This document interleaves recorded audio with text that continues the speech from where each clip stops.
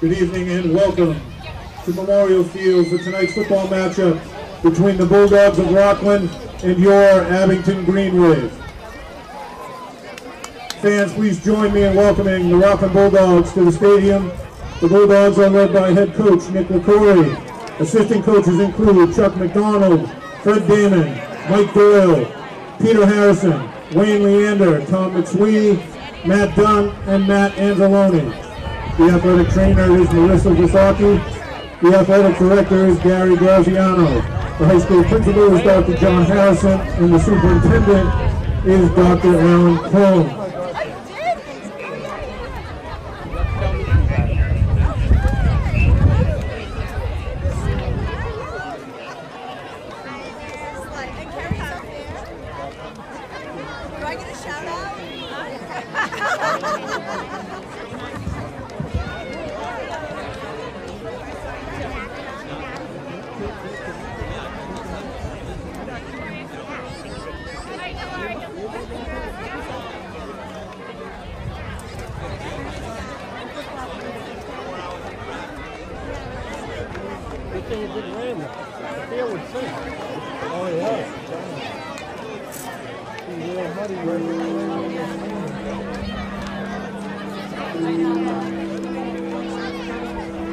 Fans, I ask that you direct your attention to the center aisle of the Memorial Field grandstands and join me as we welcome the Green Wave, led by number 25, Ryan Simonetti, and the captains, number 3, Tommy Fanara, number 12, Eddie Riley, number 53, Shane McClellan, and the rest of our Green Wave football team for tonight's game. The Green Wave coaching staff is led by, coaching in his 500th game, in his 38th year, head coach Jim Kelleher. The offensive coordinator is Ed Riley. The defensive coordinator is Jim Daly. The assistant coaches are Scott Piper, Tom Shepard, Bella Cabongo, Tim O'Brien, Keith Batson, Kalanji Cabongo, and Dave Lyons. The athletic director is Peter Serino. The superintendent is Peter Schaefer. The high school principal is Jonathan Bourne. The cheerleading coach is Kristen Gerhardt. The athletic trainer for the Green Wave is Alicia Reed. The camera crew for tonight's game are Kevin Tachi and Matt Nelson. Broadcasting tonight's game on local cable access are the dynamic duo of Sean Riley, class of 1982, and Kevin Rowland, class of 1979. The chain gang for tonight's game across the field are Adam Nash, Steve McGuire, Dan Reardon, and the captain, Steve Lakeland. The PA spotter for tonight's game is Bo Ryan, and the referee for tonight's game is Bobby Mendy.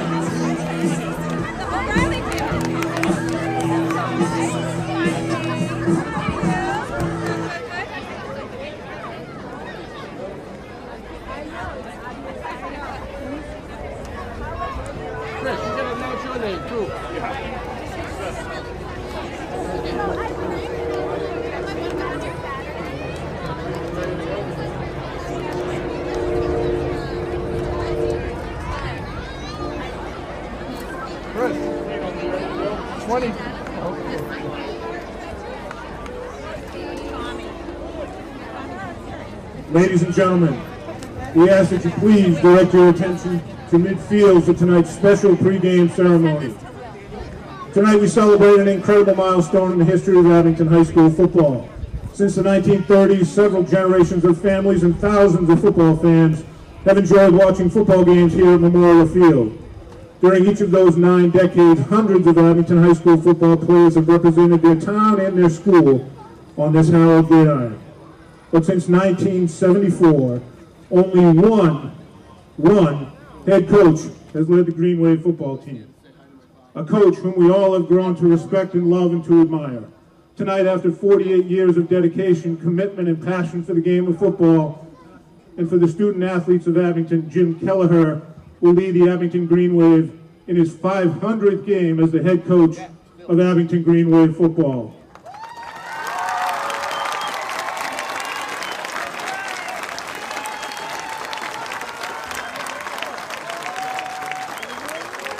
Ladies and gentlemen, please welcome onto the field for his 500th game, Jim Kelleher.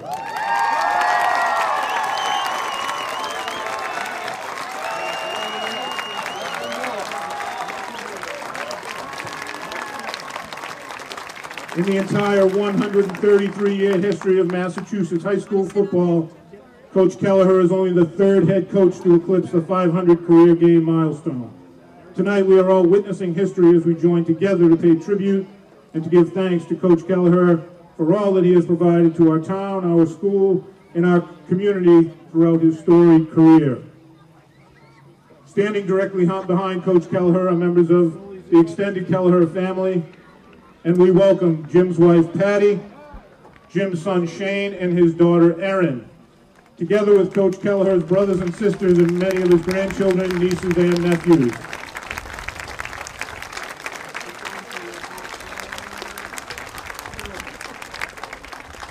Also gathered on the field tonight are many of Coach Kelleher's former assistant coaches and ADs who proudly join us to celebrate this 500th game and to honor their friend and fellow coach. The Kelleher family has asked that we specifically welcome the man who actually coached Jim Kelleher when Jim played for Abington in the 60s and who wanted to be here to pay tribute to his former player. Please welcome with a rousing round of applause 98-year-old Abington football coach, Mr. Walter Pastor.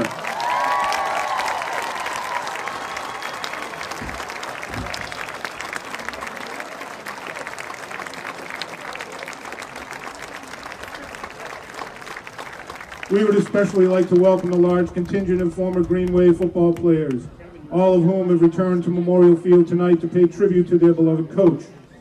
These Abington High alumni represent 48 years of Green Wave teams from 1974 to the present.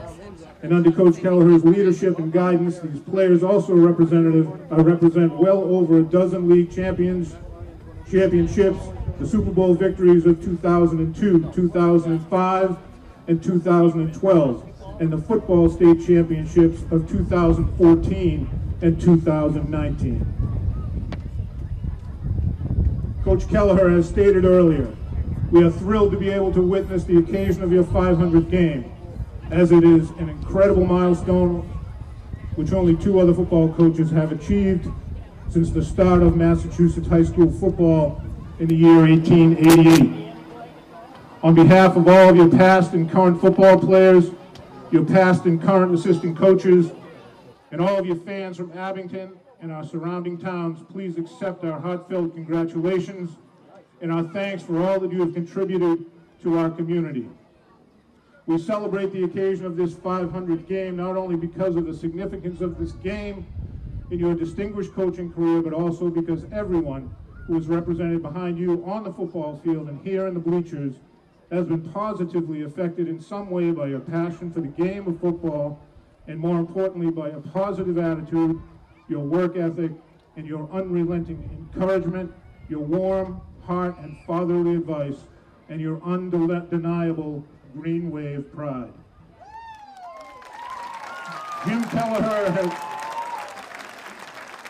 Kelleher has simply helped to make each of our lives as a better person, and we are forever grateful. You are truly one of a kind, and you have been a great coach, a great teacher, and a great friend to all of us affiliated with Abington High School.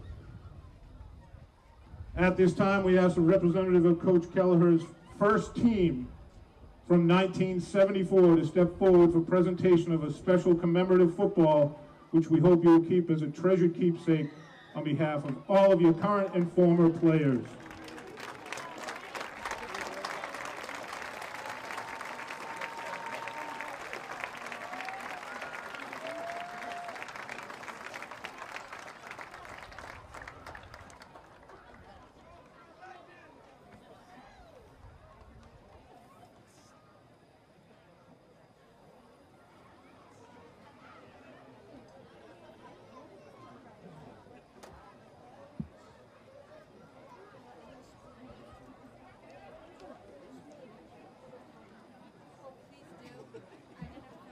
We ask that all of the Kelleher family members and all coaches and players on the field to please stay in place so that we can take a special commemorative photo from the press box level. which we intend to present to Coach Kelleher after tonight's game. Carrie, are you taking that? Okay. I'm going to tell him to turn around here, Carrie, in a minute.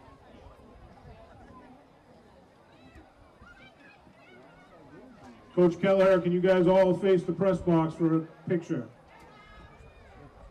Maybe.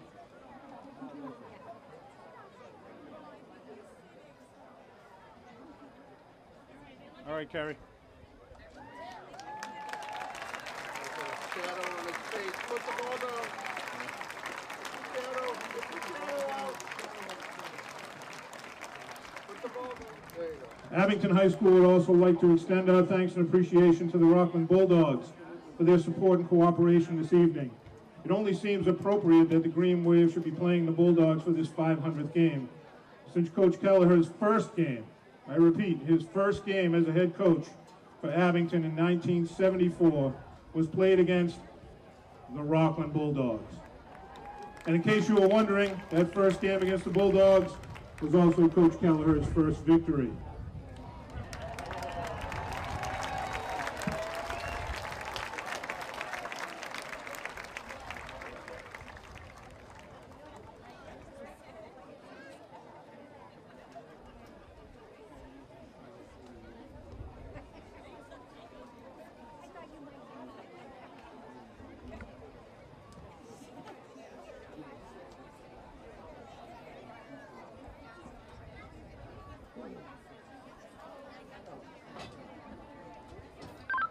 Pete, am I rounding them all off the field now? Oh, I've been here, and as much as I can stick around, I'll stick around unless somebody boots my ass out of here.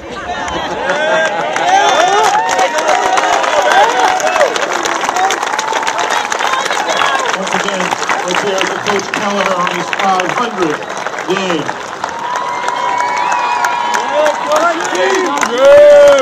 Thank you once again to all of our on-field guests for joining tonight's celebration. As we now clear the field, we would like to invite the team captains from Rockland and Abington to meet at midfield for the traditional coin toss to start tonight's game.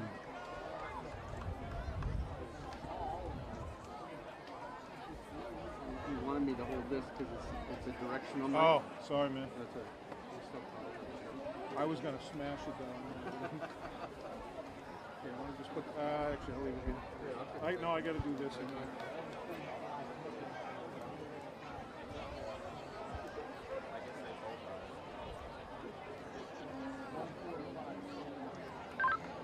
Pete, you there?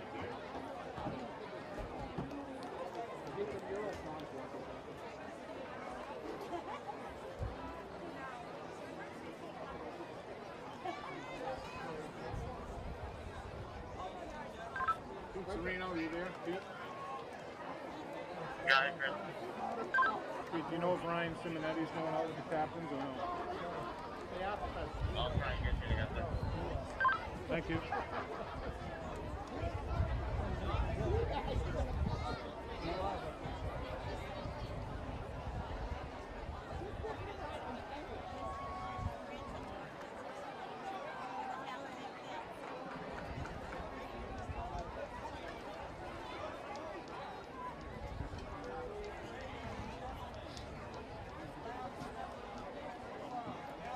What's up, guys? How are you?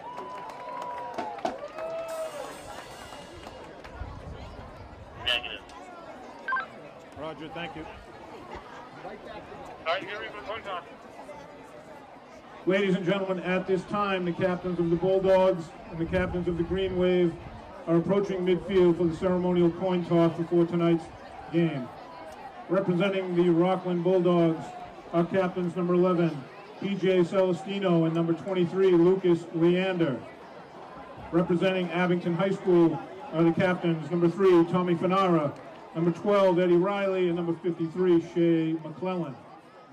We are pleased to also welcome to midfield tonight's honorary Abington game captains, who are all teammates on Coach Kelleher's 1974 football team. They are Peter Walls, Steve Devlin, Jeff Stone, Brian McLean, Tim Wells, Ed Leach, Rick Polito, and Bobby Delaney.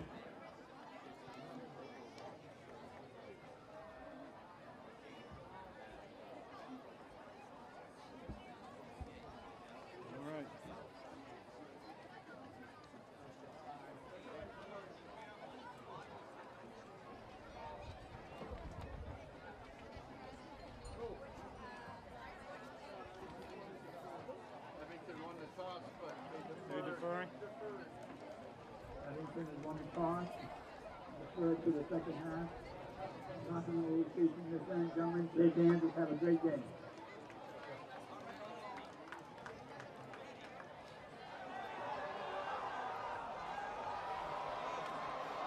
Good afternoon, good evening, ladies and gentlemen, to the 500th game of head coach Jim Keller's career here at Memorial Field. The Abington Green Wave will be hosting the Rockland Bulldogs. Both teams 4-0. This is the first league game for the Abington Green Wave. The Bulldogs are 1-0 in the league. Ladies and gentlemen, and we have an unbelievable crowd here today to pay tribute to Coach Kelleher and to watch this battle, the War of the South Shore. Before we go into more detail, we're going to pause briefly for the playing of our national anthem. Performed by the Abington High School Band under the direction of Mr. Charlie Blanchett.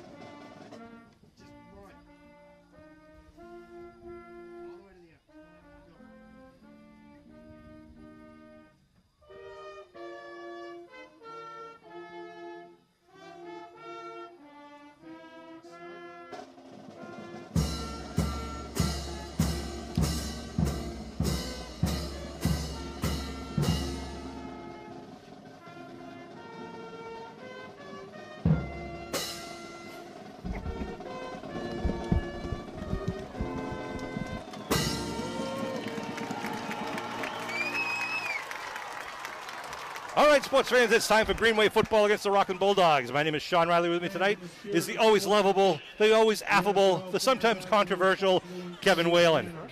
Kevin. Looking for a great night of football, Sean. Doesn't get better in the Abington Green Wave against the Rockland Bulldogs. You know, it's been a long history going even before Coach Kell since 1970, a long way back. Always great rivalry between these two teams. East Abington against the Old Town team. You know, Sean, I'm looking for a great game. One of the things I think, you know, what we saw in the spring, I think you're going to see the Bulldogs try to do. A bend and but don't break, you know, defense. Kind of take off the top, you know, try to stop the Green Wave explosive players like Drew Donovan and Izzy Ricketson. And then, you know, just try to get it down inside the 20 and then tighten up once they get inside the 20. So I'm looking forward to that kind of, you know, game tonight. Hopefully the Green Wave has some answers on how to, you know, get the ball in the end zone once they get inside the 20. Well, it's going to be a little rock'em sock'em football here at the Gridiron at Memorial Field for Jim Keller's 500th game. Thus far, Rockland has gone, as I mentioned, 4-0. They beat Cumberland, Rhode Island, 28-0. Silver Lake, 14-6. Whitman-Hanson, 23-7. And Norwell, a league game, 28-7. The Green Wave, if you've been watching thus far, they beat Cohasset 28-14, Apponequet 30-5 to nothing, North Quincy 27-21, and last week Dennis Yarmouth 35-13. Green Wave deferred, and they're going to kick off to start the game, and here we go with game number 500. A short kick that's going to be bounced. Inbounds. It's going to be inbounds. It's going to be jumped on at about the 39 or so. You know, the 500 games, Sean, I think, you know, the happiest days of Coach Kell's coaching is when he didn't see your name or my name on the roster. True that. So the Rockland Bulldogs will take over at their own 38-yard line. We're playing 12-minute quarters under the National Federation High School rules. And they're right up, ready to go. Celestino will be, scratch that. It's going to be, they have two quarterbacks they're using, just a dive right up the middle. It should be interesting. I mean, Rockland, you know, usually opens it up. Number 11 is their quarterback. That's Celestino who's starting. There's a choice between Celestino and Moriarty. Number 7. Moriarty played last year, right? Yep. Celestino's a senior quarterback. He's going to lead the team to start it off. See if they switch him in or not. But there was a pickup of about 2 on the play. Ring up 2nd and 8 here. A huge crowd here at Memorial Field and a beautiful 60-degree night on October 8th, 2021. Again, the shotgun for the senior quarterback. Give. Handoff, he's got trying to bring her on the left side. Trying to turn that corner. Nice tackle there. Who's that? Donovan? Drew Donovan, number 2, doing a nice job of closing that down on the outside. Jacob Colstring on the carry, number 41. Abington got sealed off a little bit there. He was able to get the edge, but only able to pick up about 5 yards, 6 yards on the carry. Last week against Norwell, Rockland had, I think, 4 different players score touchdowns. So they can come at you with a variety of players, different looks from out of the backfield. Well, I think these two teams are always pretty similar, Sean, as far as talent and skill level. So it's always, a good, tough game, good, tough battle for both teams. 3rd and 4. Colstring to the right.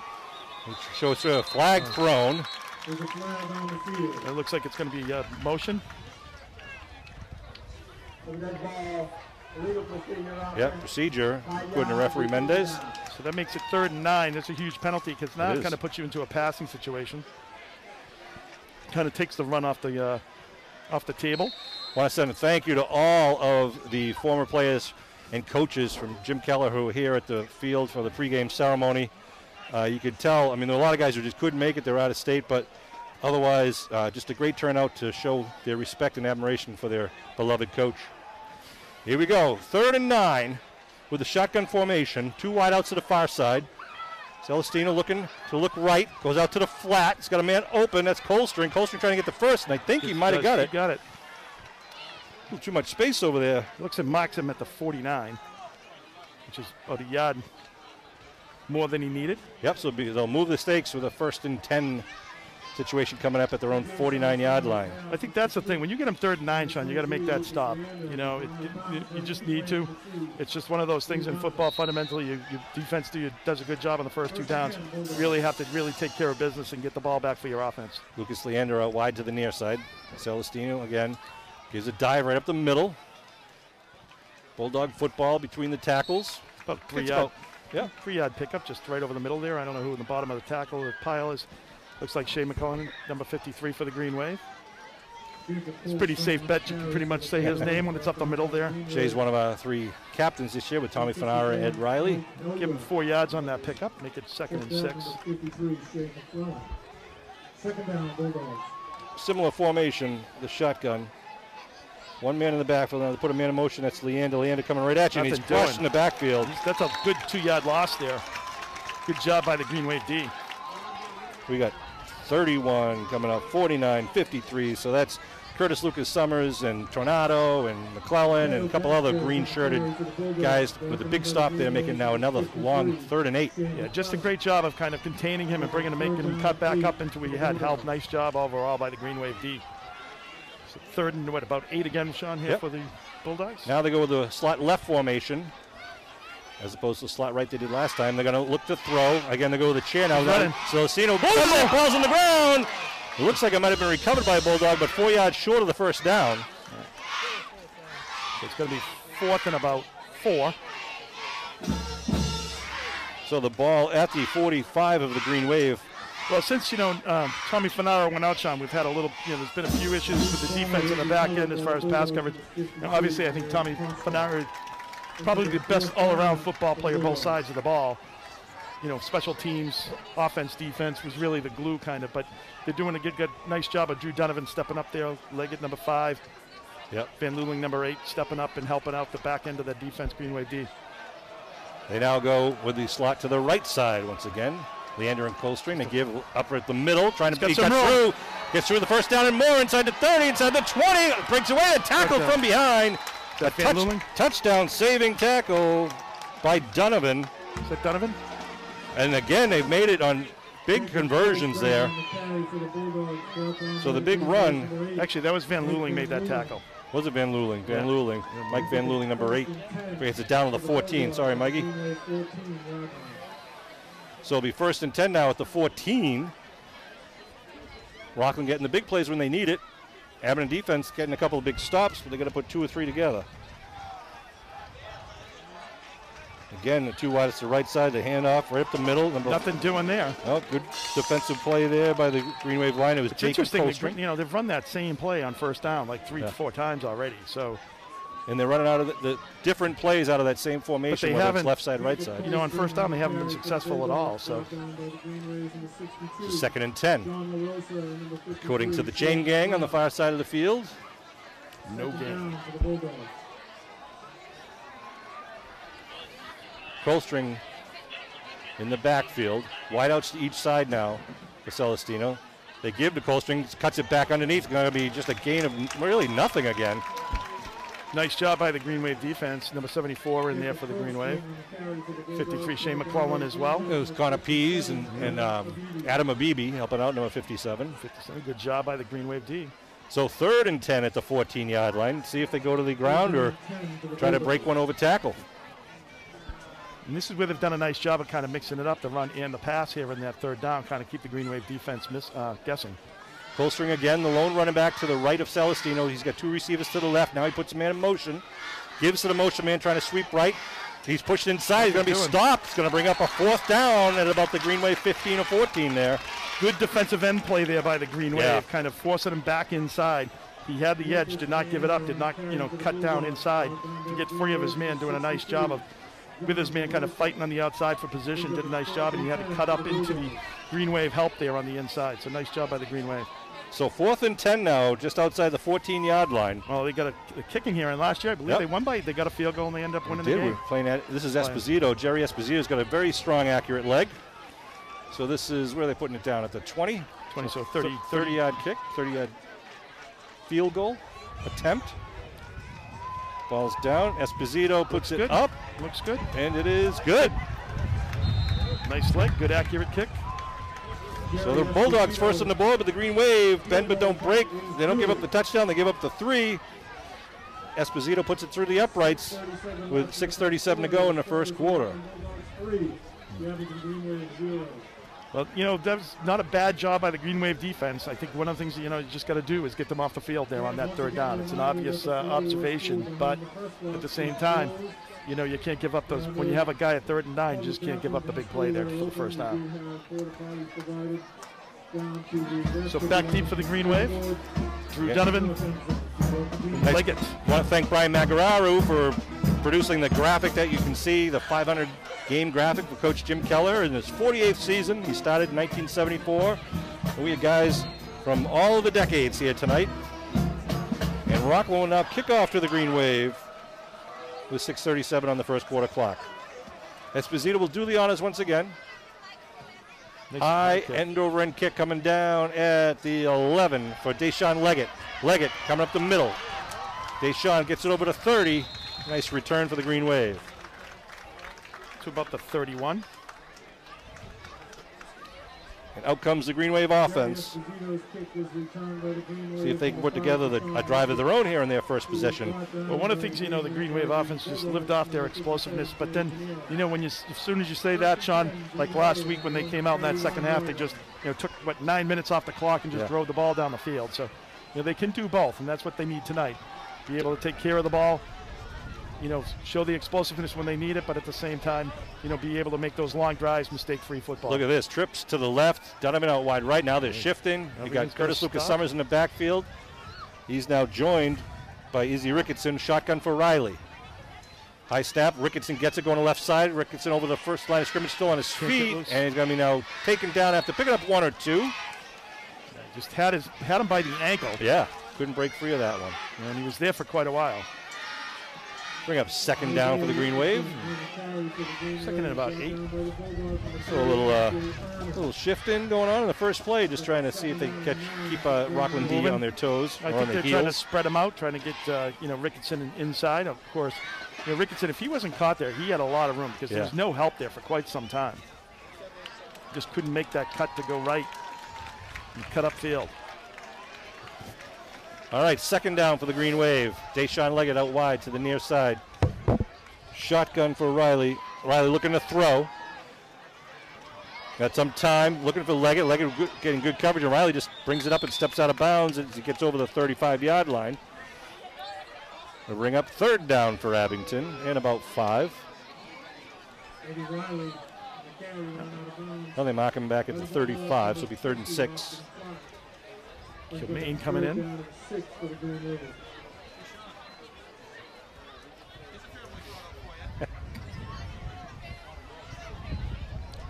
So 5 minutes 38 remaining in the first quarter here. Rockland up 3-0. Green Wave got a 3rd and 5. Trying to keep this drive going. See what they pull out of the playbook right now with 2 men in the backfield behind Riley. Riley going to give to Izzy Ricketson. Ricketson turns it upfield, dives forward. Short, but a yard short right to the 40. They need to get to the 41. Yeah, be fourth and about half a yard, maybe a yard. It wouldn't shock me if Abington goes for this. Me neither. A huge crowd here to watch this game from both towns. Rockland is just down the road at Route 139 and 123. Absolutely. I want to thank the Abington DPW painting the 500s out there. Field looks beautiful. Donovan out wide in to great shape, doing a nice job. Near side. Kudos to the DPW. Riley under center with Kilmaine and Ricketson in the backfield. Give to Kilmaine left side. Kilmaine dives forward, gets that first. Gets the first down. Nice job. Goodness, huh? Nice job by Kilmaine. Kind of picking his way there a little bit, doing a nice job of keeping the legs moving so people couldn't get him. And nice job. Got it to the 42, picked up a couple there. So yeah, it looked like his intended hole was actually blocked up, and he was able to just step it outside. That's what you want to do. Keep the ball, keep the clock moving. So 1st and 10 for Abington now at their own 42-yard line here with 4.5 minutes to go in the first quarter of this 2021 game. Kilmaine and Curtis Lucas Summers in the backfield now. Riley gives to Kilmaine a quick. No, it's Curtis Lucas Summers around the left side, but he's going to be taken down. Good defensive play. He's still on his feet, actually. Like that fight by Curtis. He was stopped like a good 15 seconds before that. Wow. They call it a loss of 2 or so. Maybe a loss of 1. We'll bring it to the 41. Or actually, it's right over the 40. Wow. Nevertheless, 2nd down and about 12. Well, you know, Sean, it's kind of similar. You know, the first drive here for the Green Wave, very similar to what Rockland did, kind of needing all 3 or 4 downs to kind of get that first down. Right. Both defenses doing pretty well on first down. Green Wave hasn't really done any jets or anything like that. Everything's kind of been in the middle. Maybe look for a jet right now to the far side of the field where they can use their speed. Donovan lining up on the near side here. Put a man in motion. Riley to throw, looking down the middle of the field. He's got wide open. It's Ricketson. It's just overthrown at the 25-yard line. Wow. Nice looking pass there. And Ricketson was behind his man. The timing wasn't there. Yeah, that wasn't even close. He wasn't. Ricketson was just able to blow right by him. I think everyone's so keyed on Donovan, Sean. Right. You know, you're going to see that you know you can't cover everybody. Deshaun Leggett and Curtis Lucas Summers joining the huddle for the Green Wave, as does Isaiah Ricketson. So they'll bring up 3rd down at about 12. I know they were looking deep all the way there, but Donovan actually kind of slipped as he was kind of cutting back. And I don't know whether that changed, you know, the timing on that, you know, route where they were going to try to, you know, put it out to him in the flat on a wheel route. Riley's going to be in the shotgun with Curtis Lucas Summers. He's got 2 wideouts to the far side, 1 to the near side. High snap. Riley rolls to his right. He's got Deshaun Leggett. Now he goes across the middle. A nice connection to Ricketson.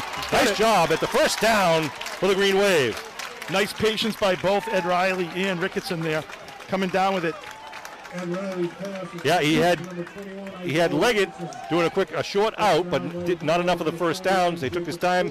Saw Ricketson kind of just dragging across the middle. Exactly, kind of nice, you know, knowing right and doing a great job of kind of knowing where the sticks are, where he needed to be for that first down. Right.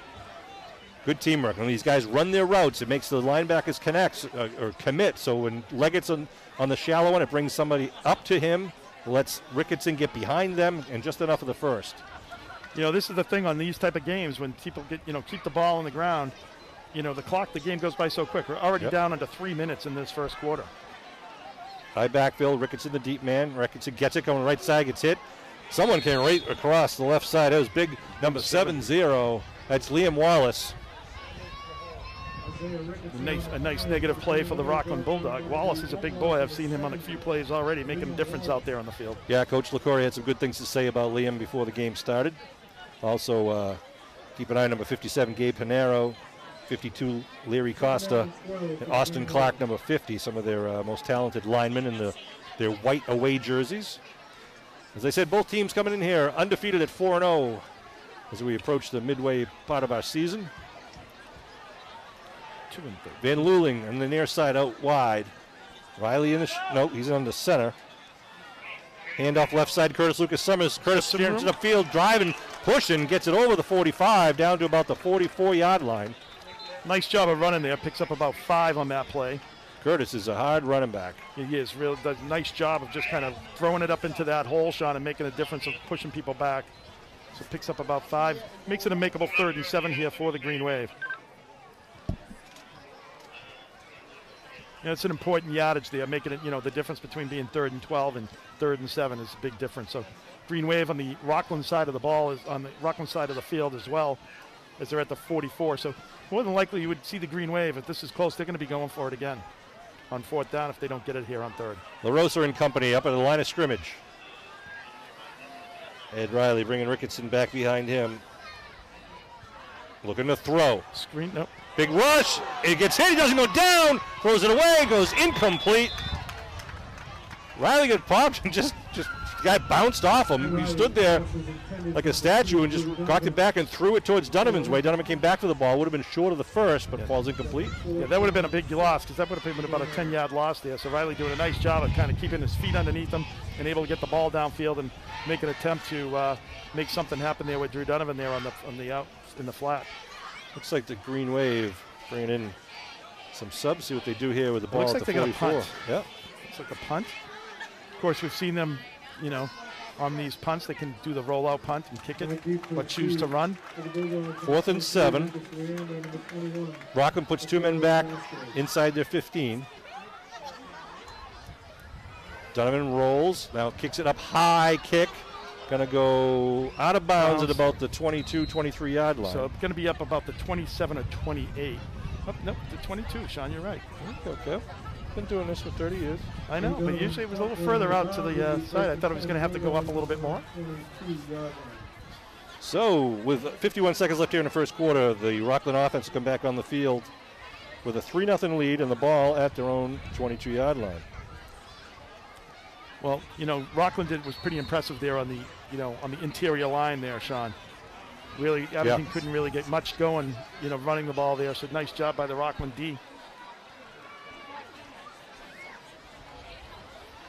Celestino in the shotgun, hands off left side, slicing, taken down. That was number 53. Coldstring, 53, Shea McClellan. Yeah, McClellan, thank you. Just about a 2-yard pickup there. Coldstring on the carry.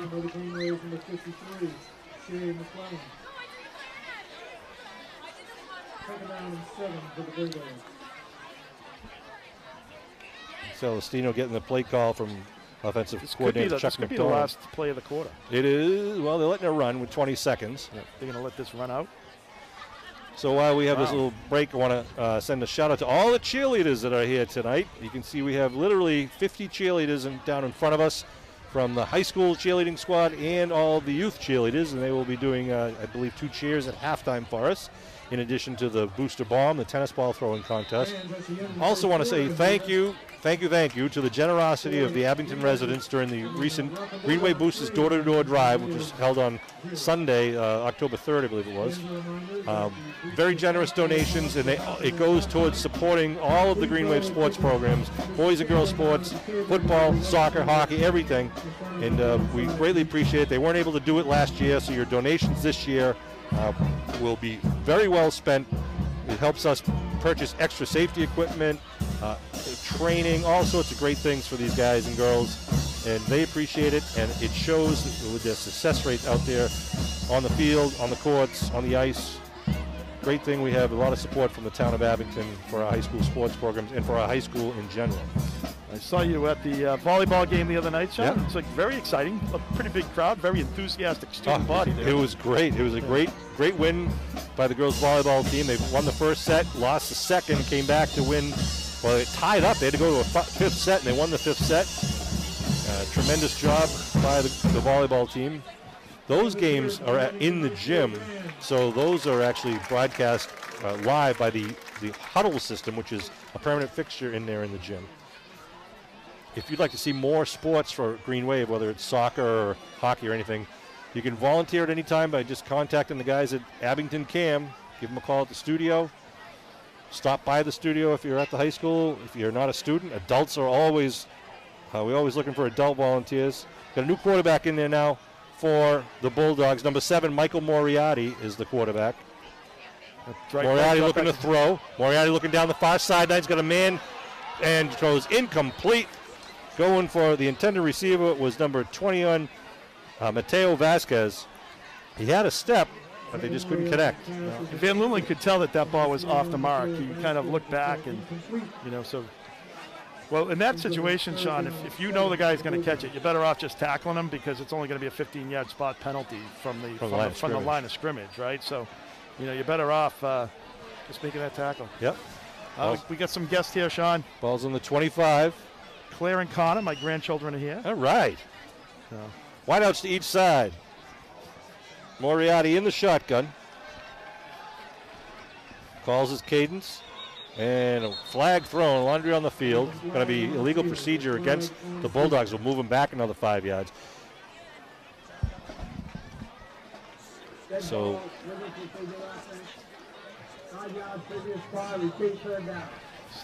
they move him back 5. We'll repeat third down. Kevin, to prepare for this game, this morning I watched the end of the October 22nd, 2010 Abington Rockland game. Wow. That was the infamous nuts and bolts game. And my blood was boiling all day. If we had a dime, Sean, for every time that was played on the internet, we'd be retired.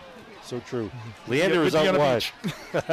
Leander out wide to the near side, looking to throw his Moriarty. Looking for, he goes out into the flat, and nice defensive job by the Green Wave. Robbins, number 44. McClellan, Abibi. Right, all read that out. Number 27 on the reception was Brett Armstrong. Only picked up a few, so put him into a punt situation here. Yes, it's 4th and 11 here now for the Bulldogs. Green Wave should get decent field position. Esposito, I believe, will do the punting honors, and they're going to send Deshaun Leggett and Drew Donovan back deep. When the Bulldogs kicked off there, Sean, it looked like they were kicking it away from Drew Donovan. See if they do the same here in the punting. Moriarty is the short man standing in front of the punter, so not that they're going to fake this one. It's a good snap to Esposito. He shanks it going right off the side of his foot. That's going to be about the 33-yard line. It's going to give the Green Wave great field position. I think it's at 34, but we'll see. Right about the 35? The 35. Wow. So Green Wave with an opportunity here with 10:58 to go here in the second quarter. I don't know, if he was just trying to direct that because when the direction that he kicked it was away from Donovan. Whether he was trying to, direct it so far away from Donovan that ended up, being a shank on the right side. Great job by, for the Green Wave. That's a, good opportunity here, getting the ball at the 35, 1st and 10. And that's out of character for Esposito because he is a very reliable kicker for the Bulldogs. Yeah, you can tell. I mean, he's had some, his kickoffs and his extra point or field goal was great there. So he's got a nice leg. Mason Kilmaine in the backfield for the Green Wave. Ooh, they put Izzy in motion. They give to Kilmaine. He stutter steps. And he goes to the right side, picks up about maybe nothing, gets to the original line of scrimmage. Good to see all the Kilmaine brothers were here tonight. Good. To tip of the hat to Coach Keller. And some good players in that bunch, that's for sure. Some of the guys were wearing their game jerseys from years gone by. I was impressed. They're still in shape. They can wear them. They bought them. They can buy them. So the thing right there, Sean, too, is he slipped right away. Yeah. And so what that does is that keeps the defensive end now realizes that, he can crash down because he's not going to get the ball. When they feed it up to Kilmaine. 2nd and 11 at the 36. Kilmaine offset to the right side behind Riley. Izzy goes in motion. They pitch to Izzy, jet right. Izzy trying to follow some blockers. Good defense by the Bulldogs. They're going to keep him to the original line of scrimmage. Good lateral pursuit by the boys in the white shirts. They did. They stretched it out nicely. Didn't really give them any lanes to really cut back into. So it brings up, it should be third down now. Right? 3rd and 10. There's a flag there. Oh, there's a flag. The only thing that was out there was Ricketson. The only thing that was out there was Ricketson face mask. Let's hear the Abington Green Wave cheerleaders. Tonight, penalty, spotted a foul. They take 2nd down. What? Holding against the Green Wave. He was swimming through the flag. There wasn't a Green Wave player. They move it back to the 46. So they'll bring up 2nd and long now. They got to get down to the 25. So 2nd and 21 at the 46. See what the Green Wave does here. They put Riley in a shotgun. They got 2 wideouts to each side. Riley looking over the defense and then a whistle blown. Might have been a timeout called by Rockland. Rockland didn't like what they saw with Abington lining up for a apparent pass play there. Bring up a timeout. You know, it's a Green Wave, obviously, it's going to be second here in, 25 almost, so 22. So Green Wave, obviously, you get 3 downs to do it here, Sean. So, you can still do a screen. You can do a variety of different things here. See what the Green Wave does. Rockland's been, up to the challenge so far defensively. They have been. They've been doing a pretty good job trying to keep the Green Wave contained, but only need 1 or 2 plays for the Green Wave, and they can break it out and make it happen. Let's hope that happens on this drive, because Green Wave like to get some points on the board before the end of the second quarter with 9:32 on the clock. I want to thank Kevin Tocci and Matt Nelson for putting this all together. Kevin is the eye in the sky tonight. Matt is the brains behind. He's the wizard behind the curtain, kind of keeping everything running.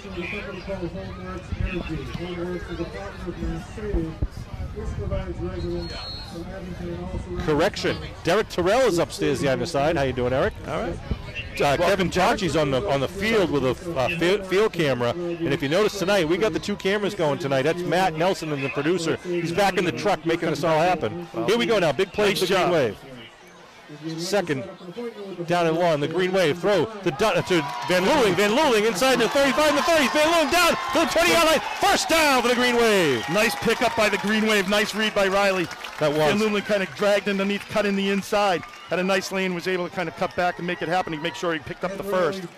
Good to see Van Luling getting targeted there too, because the Bulldogs tend to look for the outside guys. Van Luling did a nice job running a great route, good hands, and a well-thrown ball by Riley. So first down for the Green Wave at the 19 now. That's huge. Make it, a big 20-yard pickup there on 2nd and 20. Lucas Summers in the backfield with the senior quarterback Ed Riley. He hands off to Lucas Summers. Lucas Summers dives forward, picks up about 3 for the Green Wave. They are getting off the ball. Rockland it's pretty impressive to see their defensive, inside. There, yep. They're right off the ball and you're having a deep surge there. So when they're aggressive like that, Sean. So what do? I think there's a couple things you can do. Some quick jets. You do some counter plays. The other thing that you can do, of course, is the screens. Right. So see what the Green Wave does with that. So Rockland's scoring 23.3 points in the first 4 games. They've given up an average of only 5 points in the first 4 games. The Green Wave have scored an average of 31.3 points in the first 4 games and given up only 12 points per game. So 2 good teams out there. But now this is, a big game for both because it is a South Shore League game. Riley gives it to Ricketson. Ricketson cuts it back inside, spins. Ricketson's still on his feet. First down, close to it. And a good job. Riley kind of had trouble grabbing that ball, gave it to Ricketson. Ricketson kind of bobbled it, and they both did everything they can to protect that pigskin. That's one of the things, too. Wow. They marked him way back. It is the first down now. First and goal at the 9-yard line. Ricketson did a nice job, though, following his blockers. Yeah. You could see the pile was getting pushed back there, and he was just able to kind of make a little bit of a cut on back into the inside, pick up that extra yardage. Nice job of running by number 21. Done about wide to the near side. Kilmaine in the backfield. Curtis Lucas Summers in motion. Gets the ball. Coming on the left side. Cuts it up. Dives forward. Gets it to about the 7 or 8 yard line. Bring up 2nd and goal for the mighty Green Wave.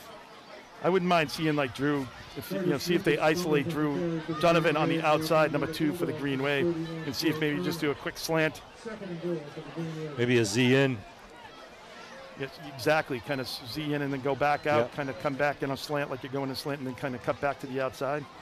Donovan lines up to the far side. Jack Robbins on the left side tight with Izzy. Leander is on the coverage out there. In the backfield is Kilmaine and Curtis Lucas Summers. Curtis Lucas Summers gets the dive, but good defensive play. That's number 57 on the first contact, Gabe Pinero. Yeah, they're selling out in between the tackles, Sean. Yeah. So they really just have, they're really boxed in. If you can get, something going on the outside, obviously we saw some good pursuit there when Ricketson tried to go around, but Green Wave really hasn't attempted really too much on the outside. 3rd and goal. Michael Riley, number 10's got the kicking tee in his hand if they have to go for a point after or a field goal. Riley gets the play selection, brings it back. Eddie Riley brings it back into the huddle. La Rosa breaks the huddle as the big men line up to his left and right. 2 wideouts now to each side for Riley in the shotgun. Put a man in motion is Ricketson going to the right. They stack it up on the right side. He rolls to the right, looking to throw, puts it up, and he completes it down inside the 5. That guy with the spot is horrible. Gets the ball on the 4-yard line. Be 4th and goal at the 4. for the Green Wave with just coming down to the 6-minute mark. I don't know, Sean. I mean, like, he caught that ball down around the 1. Wow. No, it was not down near the 1, Kev. Had a good view. It was legit. But I think he got a bad spot. I like your green tinted glasses. Have to watch the replay. I never do, but that's all right. Kevin Tachi right down along the end zone line. Hopefully he's going to get a decent shot of a Green Wave touchdown or the celebration thereafter. Curtis Lucas Summers is going to line up to the right of Ed Riley. It's a man in motion. Riley rolling left. Riley looking for the corner, but he's going to be taken down. It was good coverage in the end zone. Nothing was there, and he's going to get tackled down back at the 17-yard line. It'll be a turnover and downs for the Green Wave. So the Rockland defense answered that call, and the Green Wave D will come back out into the field. 5:28 on the clock, 3-0, Rockland lead. Good job of the Green Waves. I mean, of the Bulldogs, Sean, just really inside interior line and getting pressure, getting good pressure on the run, but also getting good pressure on the quarterback. And that's what they do. They kind of bend but don't break. That's what we were saying earlier in the game, and that's exactly what they're doing. It's a snap, direct snap. Number 23 breaks it away, coming down the near sideline and steps out of bounds. And taken down. That was Lucas Leander. Took the direct snap in the backfield and picks up a pretty good chunk of yardage. It gets it out over the 35-yard line. So pick up about 30 on the play. 31 gets it to the 38. Sorry, 20, 21, whatever. Start at the 17, now they're at the 38. So Moriarty back. I'm going to look for Sean for this a deep ball here. Moriarty hands off.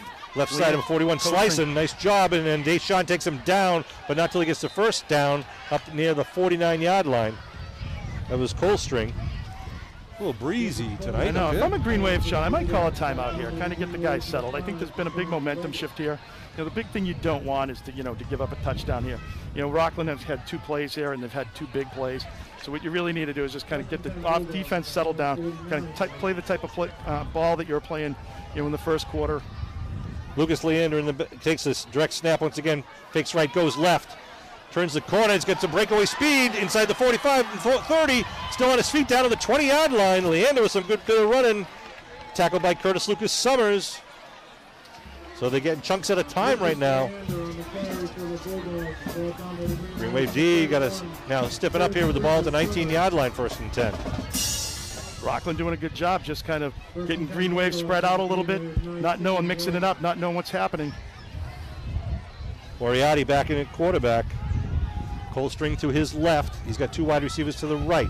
They give to Colstring. Colstring on the right. It's a big, huge hole, and Colstring's going to just go in untouched from 19 yards out. Big hole on the right side there. Good blocking. Kevin, you're frustrated. Well, it's like you can't give up those big plays, Sean. They're doing a nice job, kind of mixing it up, kind of spreading the Green Wave up. But almost a 9-point lead here. So, Green Wave got to get to work, and they got to finish. Warming up for the point after kick is Esposito. Jerry Esposito, who's a senior. The holder will be number 3, Gavin Wardwell.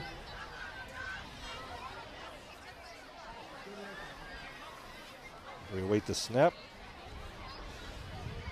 Line drive is good.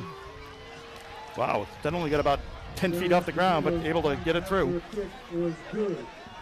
Puts another 7 on the board and puts a 10-0 lead here for the Rockland Bulldogs with 4:17 to go here in the second quarter.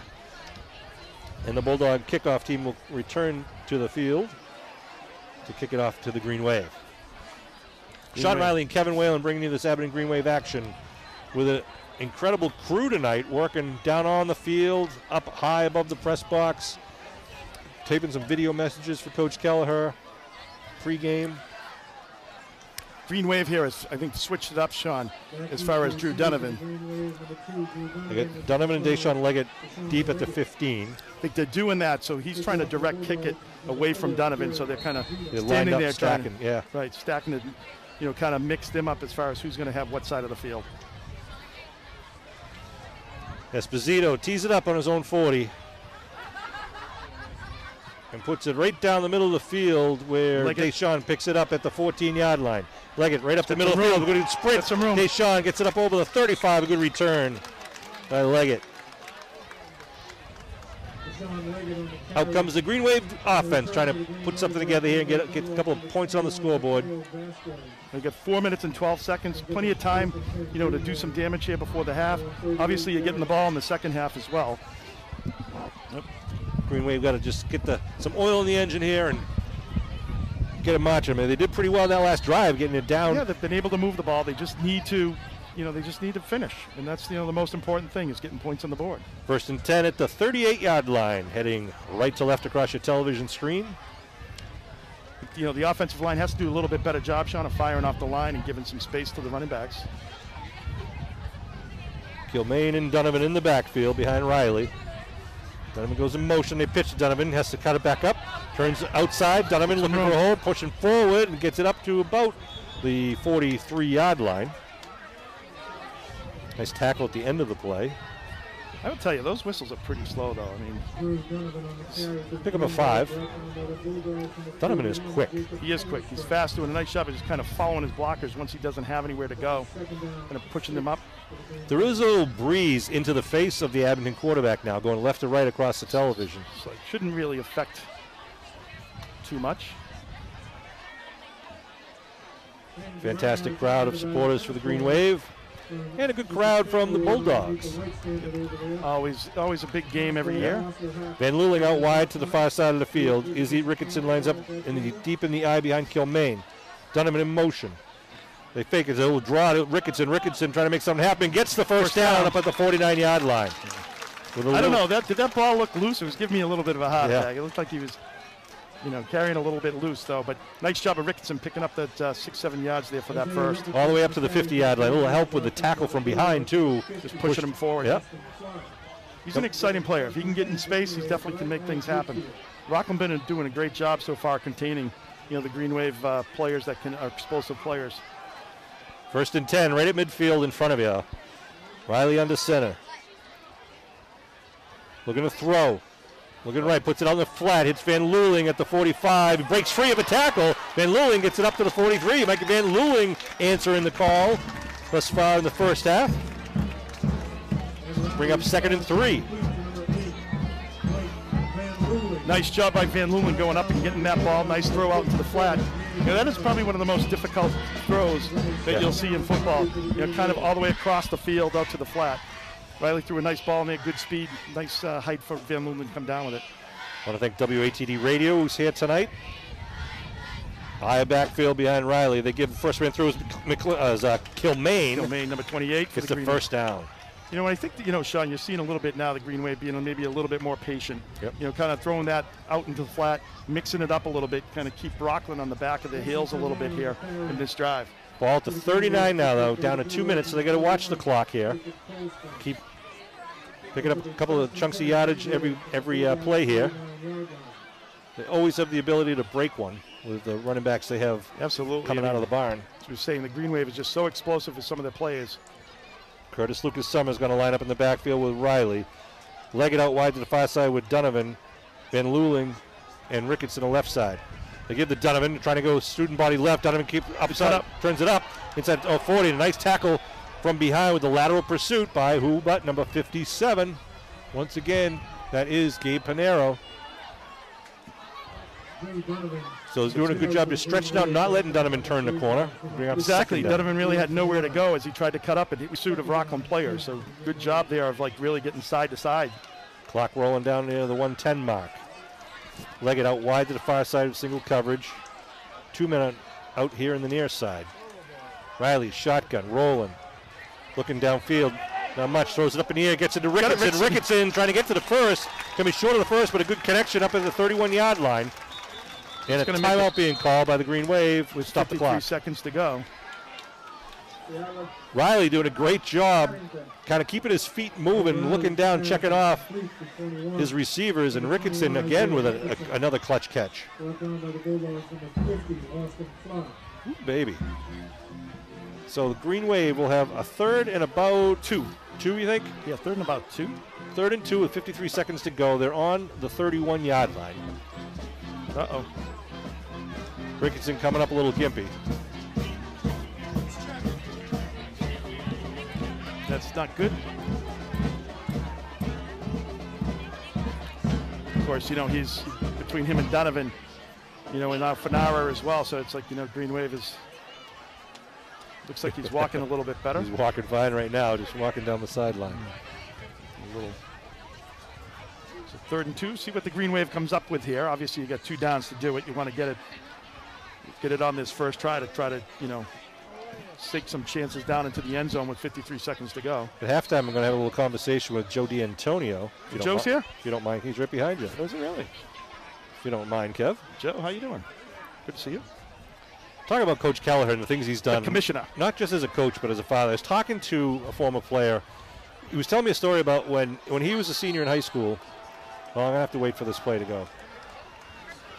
See what they do here. 3rd and 2 for the Green Wave. Riley in the shotgun with trips to the right side. Kilmaine standing to the right of Riley. One wide receiver here to the left side. Riley looking to throw. Riley looking to... Donovan! Just overthrown. Falls incomplete. Just kind of coming right across the field. That's a nice play there because it's like the way it's designed.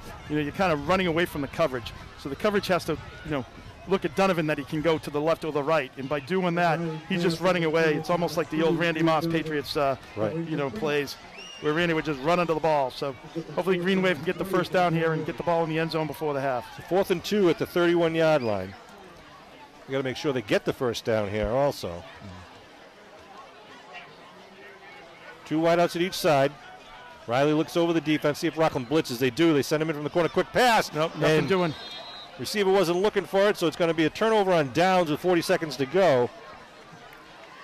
And Rockland's will come out with the ball at their own 31. With 46 seconds to go. And Sean, that's plenty of time. I mean, if they are able to do what they were doing at the last, on their last drive. But talking about the things to do some damage. Talking about the things Coach Kelleher does is, we described him earlier as when we were down on the field as a father figure to a lot of players, and that's not an overstatement. There's the things that he does to try to take care of his players, make sure that they're healthy, they're safe, and their families are doing well. Going to sweep to the right side. Nice job, and a face mask going to be thrown, unintentional, but nevertheless stops the clock with 41 seconds to go. And as I was saying, there was a player while he was in high school. His parents went away to Europe for 3 weeks and gave him some money and said, here you go, you're on your own, you're going to live alone while we go away. We've been planning this trip for a long time. And the kid misspent the money. He bought too much food. He ran out of money after about the first week and a half. Actually, it was a 4-week trip. Isn't that called everybody's dream? Yeah, but he ran out of money. So Coach Kelleher kind of noticed he was showing up. He was literally losing weight because he wasn't eating properly. And Coach Kelleher asked him, and the kid said, he goes, my parents are away. They're away for another week and a half. He said, all right, every day after practice, get in my car. And Coach Kelleher brought him home and fed him dinner every week for a week and a half until the parents returned to make sure that he was well fed and nourished and safe. And it's just the kind of little things that Coach Kelleher did behind the scenes, never asked for thank you, never asked for an award. He just takes care of people, and there's 1,000 more stories like that you'll never hear. I'm surprised Rockland didn't call timeout here, Sean. Took 13 seconds, 10 and rolling. Shotgun. We're going to run it left once again. And we're going to be taken down inbounds.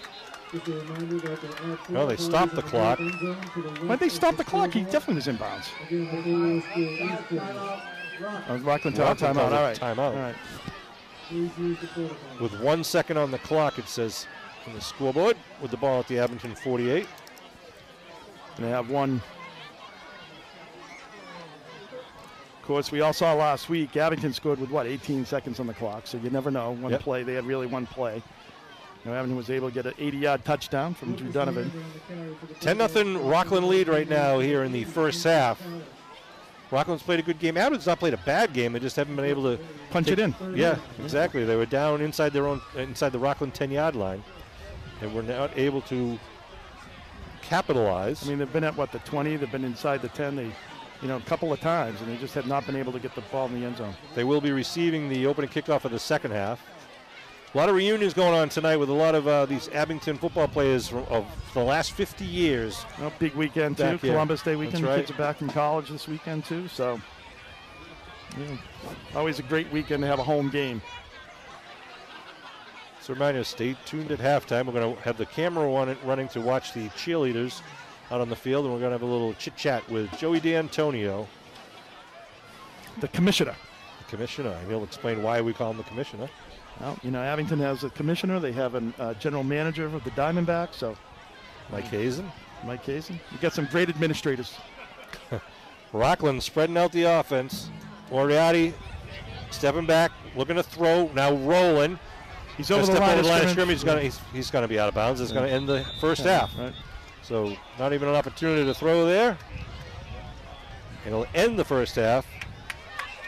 Well, Green Wave just needs to finish their drive, Sean, I think, for the second half. And if they do that, I think they'll be fine. So nice job. So you're going to be talking to Joe? I'll give my headset to Joe.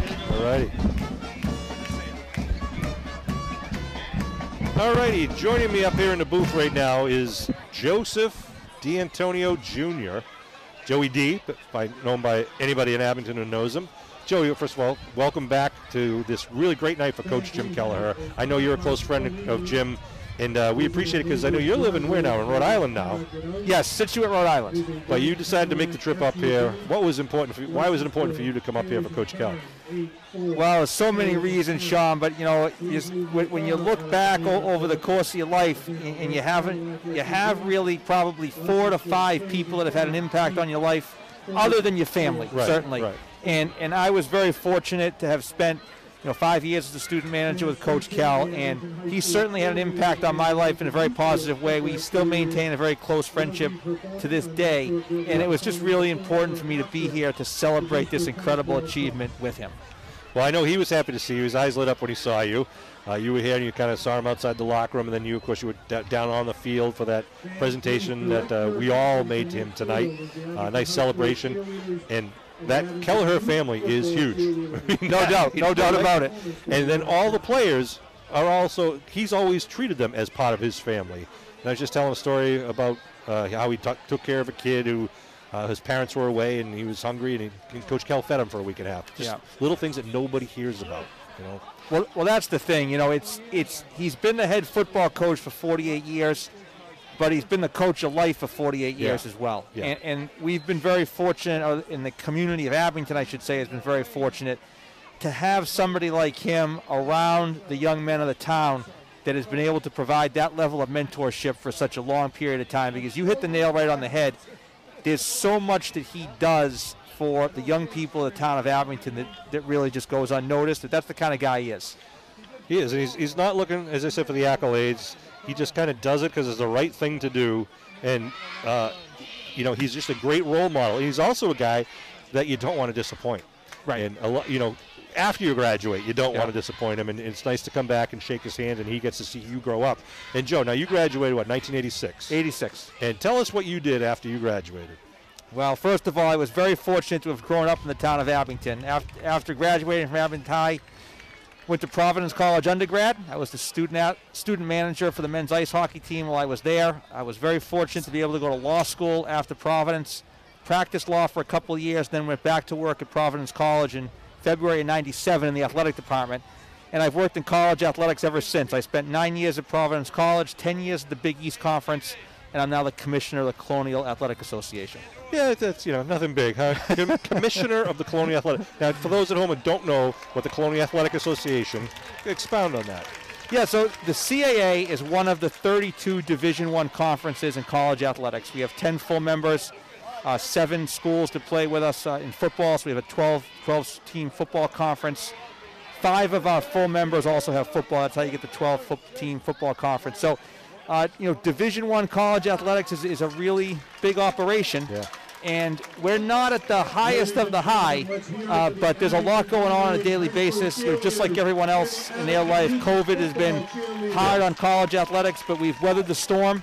We were very fortunate as a conference to be able to offer all of our championships last year in the spring. Great. So we were able to get the student athletes onto the field and on the court. I think we did, Sean, at our championships, all of our championships, over 5,000 COVID tests. Wow.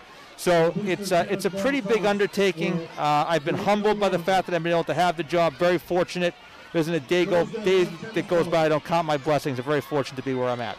And it all started with your Abington High School education. No doubt. Working with Jim Kelleher, really. I mean, you got that bug about managing sports, and you just kind of rose up that ladder, that corporate ladder, and we just want to congratulate you, Joe.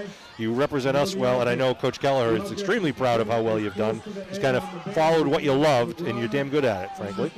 And we're happy to see you here.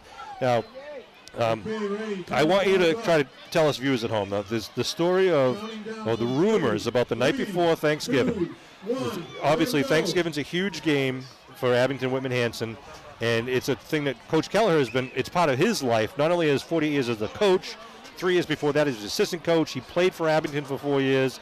So every Thanksgiving is Whitman Hanson and Abington. And he has a tradition that I don't know if it's a rumor that he stays in the locker room for the night before the game. Any truth to that? Well, I can't give out the old secrets, okay? But let's suffice it to say that I don't know if he still does it now. Yeah. But if you go back in the day, it's safe to say that if I arrived at the locker room at 5 or 6 in the morning, he was already here. That's right. So what went on between 12 and 5, I'm guessing he was still here during that whole period of time. But he's committed. He's committed. And, it's just those kind of traditions that he's developed are what's made him the special person, the special coach that he is, and the respect that the players have for him. So it's those Thanksgiving Day games. You know it better than anybody. You've done so much for this town, and you're embedded in the tradition of the town as well. And you know how special those Thanksgiving Day games are. And Coach Keller's always treated him as special. I've been in the locker room for so many speeches where he's talked to his players about there's going to be something that's going to happen today that you're going to remember for the rest of your life. And that truly is what those Thanksgiving Day games embody. And he's been such a champion of that rivalry and that relationship, especially even going back when Bobby Bancroft was the head coach and they were on opposite sidelines. Just a really special moment, I think, in the history of the town of Abington to be able to play those rivalry games. And who was one of the first guys I saw here, one of the first alumni, was Bobby Bancroft. No doubt. Bobby graduated with Coach Kelleher in 1966, played football here at Abington High School, and after they graduated, Jim took the head football coach at Abington, and Bob Bancroft took the head football coach job eventually over Whitman Hanson. So they were coaching against each other despite being longtime friends, and they're still lifelong friends. And that's the type of guy that, everybody out there on that field was a friend of Jim Kelleher, or considered Jim Kelleher to be a close friend of theirs. And it was, when we first started talking about putting this out, we sent out a few emails like, I hope we have like 20 or 30 alumni. It might be nice. And then I was getting emails and calls saying, you got to make more room for us. There's got to be a lot of us coming. And then the whole family of the Kelleher family showed up, and as they always do. Jim is one of 10 brothers and sisters. And it's just great. There's a lot of things that when you come to a game here in Abington, that there's a lot of tradition, and there's things you just don't dare mess with the mojo. And Jim Kelleher is one of them. That's it. And you saw him after the ceremony. I don't know if you saw this or not because you were involved in so many things down the field, but when the ceremony ended, he saw Bobby Bancroft, and he's the first guy who went over and hugged and said thanks for being here. But I think you're spot on when you say that they have just a tremendous relationship. And if I could just say one real big thank you before we wrap things up. You mentioned my career and the things I've been able to accomplish, but none of that would have been possible without the support of not only the teachers that I had when I was in Abington and just the community as a whole. It has been an incredible blessing in the part of my life to be able to say that I grew up in the town of Abington and be surrounded with great friends, people like your dad who did so much for me. None of what I've been able to accomplish is part of that without those special people in my life. So I just wanted to be able to say that here on the air. So thank you to everyone, and just thank you to the community. It's a special, special place. I appreciate it. Green Wave Pride is not just kind of a phrase. It's kind of it's a feeling. It's a lifestyle almost. It's there's a lot of great things that this town does. Just look at what we have a great view here of all the people in the stands here. They're here. They might not have a kid on the field, correct, but they're here to support their community and to kind of cheer for their neighbor's kid or their brother's son or whatever it is. And it is special. A lot of good things in other towns too, but there's something unique about Abington. In fact, the Patriot Ledger just had an article last week about 5 local high school football fields that just have a certain aura about it when you arrive there and watch a game. And the first one they mentioned was Memorial Field in Abington. It's been here since 1930. Kel's been here since 1974 as a coach, as the head coach. And it's just a great feeling. And when that team comes down the stairs at the beginning of the game, especially when there's the big crowded, it just brings a little chill to you. And every single guy who was there as an alumni stood in those cleats and wore those helmets, and they know exactly how it feels, and they know exactly what it is to put on the green and white jerseys. And Joey, you had a lot to do with building the spirit and the unity of this community. When you were here in high school, you were doing it, which is awesome. And it's also one of the reasons why you are being inducted into the Abington High School Athletic Hall of Fame this November. I want to congratulate you for that huge honor. Well, thank you. I'm incredibly humbled by the honor. There are so many deserving people that will be and could be inducted into the Abington Athletic Hall of Fame. And to even think that I'll be mentioned with those people in years to come, again, it is incredibly humbling. I can't thank the committee enough. And again, I just can't thank the community of Abington enough for all it's done for me, and I hope I've given back something to them. Well, we're looking forward to hearing from you. On Sunday, November 21st will be the induction ceremony at the Abington High School Auditorium. Along with Joey D'Antonio from the class of '86, we're inducting Cecilia Bombardia Akins from the class of '84. She recently passed away. Well, we're inducting Cecilia because she was an outstanding soccer and basketball player. Richard Dickey White from the class of '78, known for his outstanding hockey and soccer abilities. Bob Bancroft, we just mentioned, is being inducted. He was an outstanding Abington football, baseball, and basketball player. And then, as you probably know, he went on to play football for Syracuse University. Yes. Charles Lindy Hansen, way back from 1945, is one of our legacy inductees. Lindy Hansen, if you talk to any of the old guys or read the books, this guy was an unbelievable athlete for Abington. And then the last group, it's actually a group, is the 2002 Abington High School Super Bowl team. They're going to be inducted, and those guys are thrilled. And the good thing for you, Joey, there's going to be a crowd there because that whole team's going to be there and all their friends. And a lot of them know who you are, and I'm looking forward to that on November 21st. If anybody wants tickets at $25 to go, helps us cover the costs of having a reception right afterward. And tickets are available at my law office, Sean Riley's law office at 500 Wash Street in Abington Center, or you can call the athletic department at 920070. You have a couple of reasons to go, but one of them is to meet Joey D'Antonio in person. Well, I appreciate that, Sean. Again, incredibly humbled by the opportunity and the honor, and I'm really looking forward to the 21st. It should be a lot of fun. And just one final thing, we asked all the people to get inducted to pick one person to induct them, to introduce you, to talk about you and who you are and what kind of career you've had. And who did you pick? Probably won't be shocked to know I picked Coach Kell. That's right. Coach Keller is going to be the one introducing Joey D'Antonio into the Abington High School Athletic Hall of Fame. So it's appropriate that you're here to take part in the tribute to him, but he's going to return the favor to you in about a month and a half. And it's a nice relationship that you guys have, and something that a lot of people have noticed and envy. And I know he is thrilled to have you here. I'm just watching Coach Kell right now, just the guy he is. He's a presence, and it's a good feeling when he's on the sideline here at Abington. He certainly is a presence. There's no question about that. And he hasn't lost. I don't think he's lost a step on his fastball. He's still got the same intensity as he had back when I was here in '81. Graduated in '86, and I bet you if you talk to the guys from '74, he'd tell you he's at the same intensity from '74 too. That's right. He's the same guy. All right. Well, Joey, thanks for coming up to the press booth. We really appreciate you spending some time with us. I hope you're having some fun meeting a lot of the guys that you went to school with, and some of the guys that just shared time with you, and seeing a lot of familiar faces. I only regret that I can't get out of the press booth to go say hi to a lot of them, but I know post-game I'm going to try to make an effort to do that. That's great. It's been a great night, Sean. Thank you very much for having me. All right, so we're going to hope the Green Wave turns around for the second half here. Let's get him in the second half. All right, thanks, Joey. All right, thanks, Sean.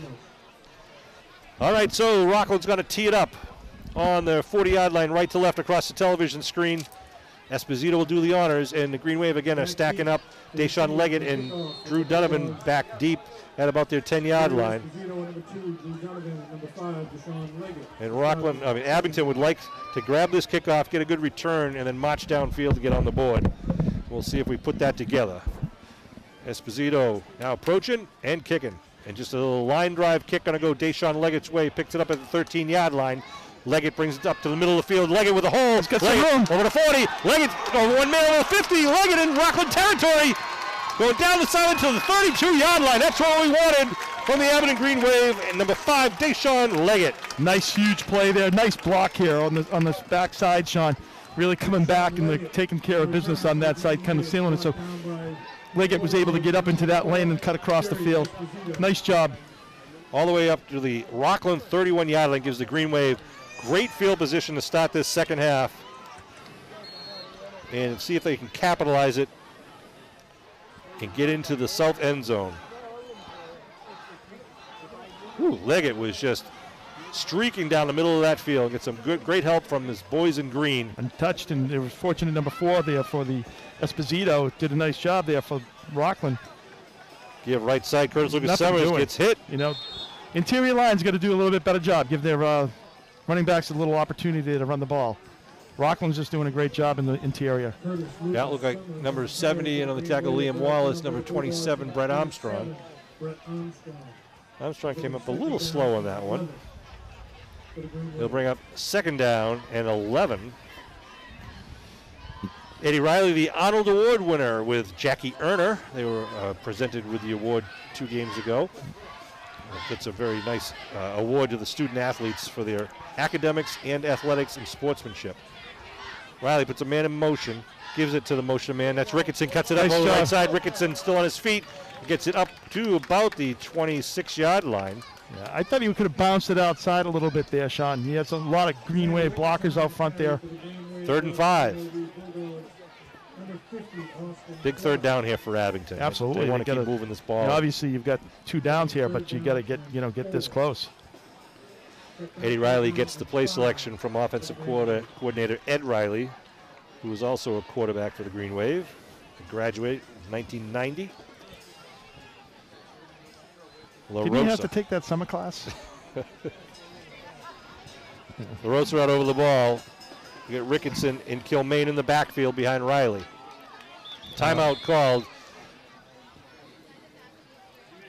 Abington didn't think their offense was set in the right formation. I'm reading minds, assuming that. Well, you know, and that's not a bad call. I mean, obviously you don't want to burn a timeout where it could be valuable, you know, as we move on. But, you know, I think in that opportunity you need to take advantage of the situation here. You got a 3rd and 5. You got a great field position, you know, from the kickoff. You know, you got to make sure that every down is to its utmost.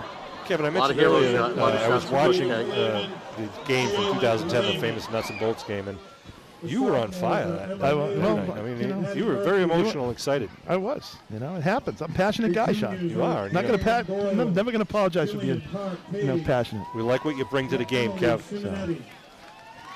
And let's see what Abington defense can bring to the Rockland. The Abington offense can bring to the Abington defense on this play here. Coming up, the 3rd down play. Hard to believe it's 11 years ago now, Sean. I know. One time. It really is. That was a great team back then.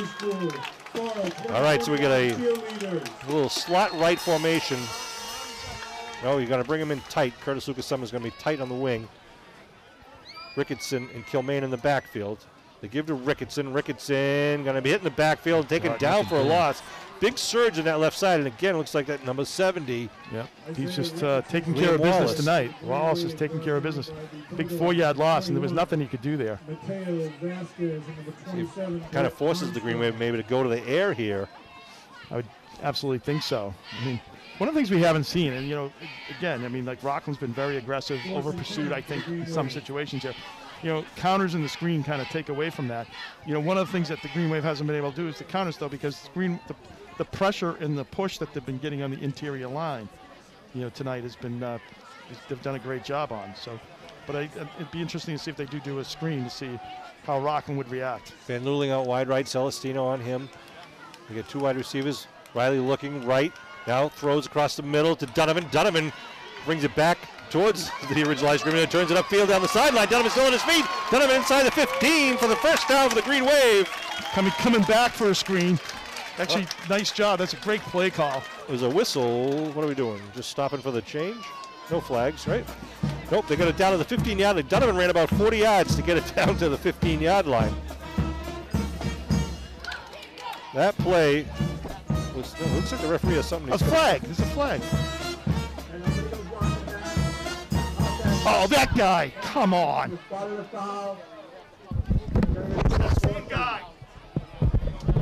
What was the call? illegal block in the back. Wow. God, what a joke. So takes away the first down. It's going to be marked off from the spot of the foul. Brings it to the 33. And a 4th down for the Green Wave now. Yeah. 4th and 12. So Donovan shakes and bakes, makes it happen, but all for naught. Well, you know, when you got another player and another guy out there, George, awful. Meaning the guy in vertical stripes. Yes, awful. 4th and 12 for the Green Wave. So another crucial play here for Abington at the 33. Rolling, Riley, some pressure, puts it up over the middle and falls incomplete. It'll be a turnover and downs, looking for flags, no flags. So the Green Wave can't do anything with field position at the 31 there. Rockland defense holds tight. And the Rockland offense will come out now with the ball at their own 33-yard line. If you can hear that shuffling in the background, that is Kevin trying not to yell right now. Well, 2 wideouts to the far side. In the backfield is Celestino. No, I'm sorry, that wasn't Celestino. They hand off to the right side. Number 41 turns the corner. That's Colstring. That was Moriarty at the quarterback position. Rockland winning the line of scrimmage right now. absolutely. They have all night. They've done a very good job with that, Sean. Ball's at the 40. 10-0 Rockland lead based on a 30-yard field goal earlier in the first half and the Rockland touchdown. 2nd down and 3. Give right at it, up the middle. Short. Be, yeah, I think just short. short about half a yard. Probably give it to him. No, they're going to call a little short. Be 3rd and short.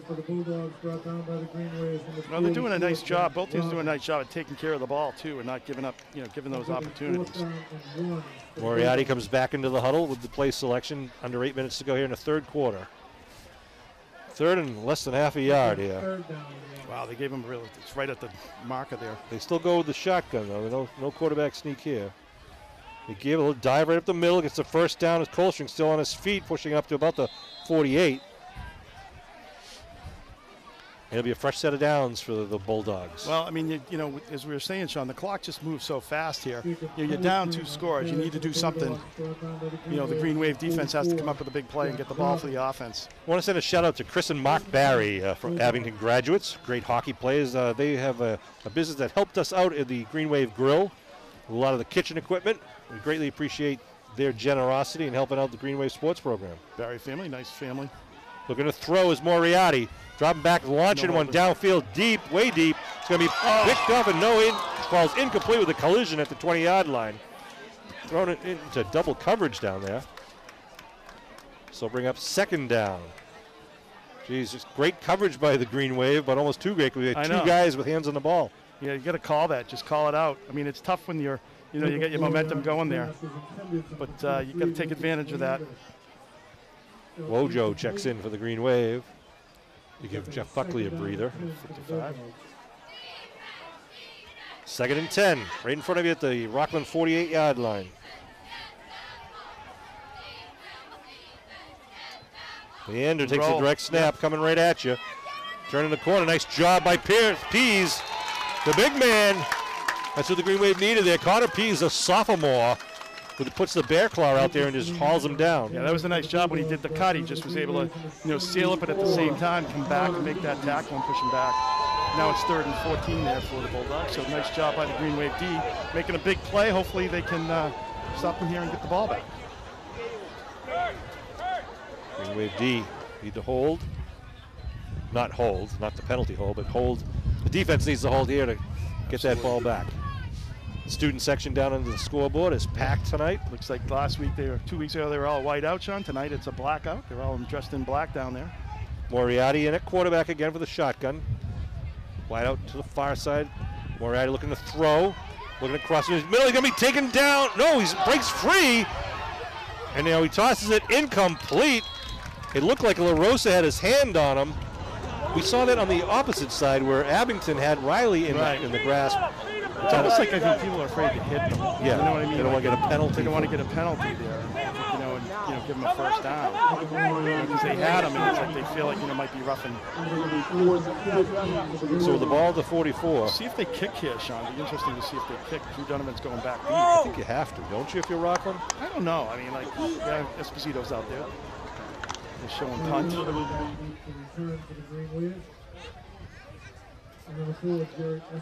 It's interesting. Green Wave usually has 2 people back, and now they only have the 1. Green Wave brings some pressure. Nice high kick. That's a beautiful punt.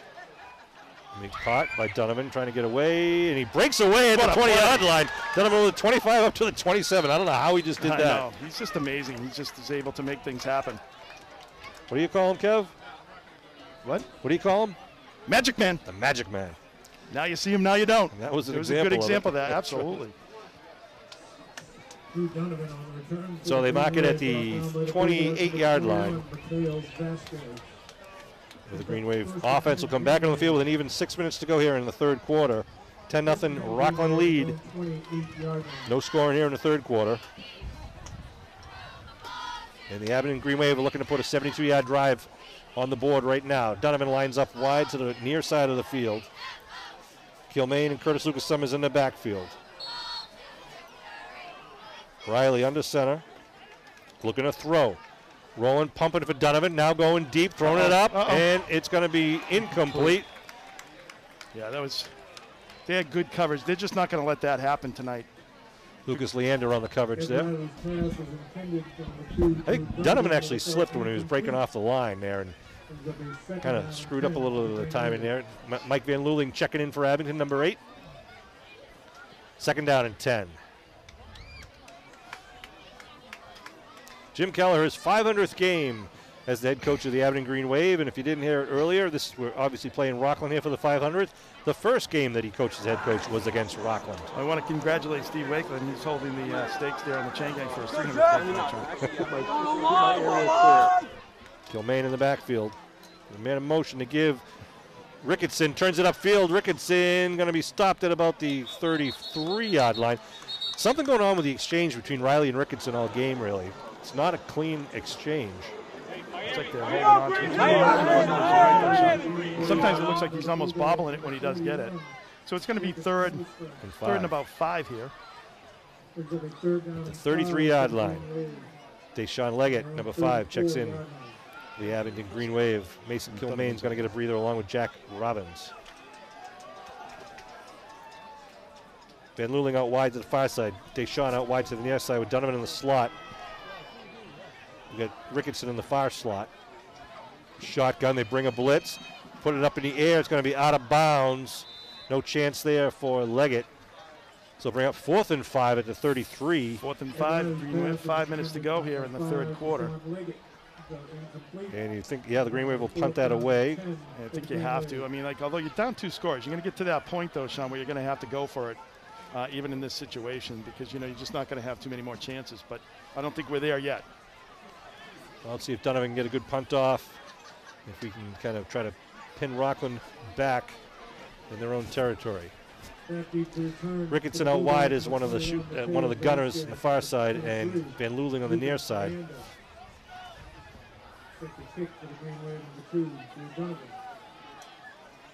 Donovan looking to run and thinking about it, now kicks it away. Gets the ball, nice kick. Yeah, it's going to bounce inside the 35-yard line with no return. So all good things there for Abington. Wow, he did that at the last second. He certainly did. There's like a little pressure there from Rockland, who's able to still kick it off. 4:57 on the clock. In the third quarter.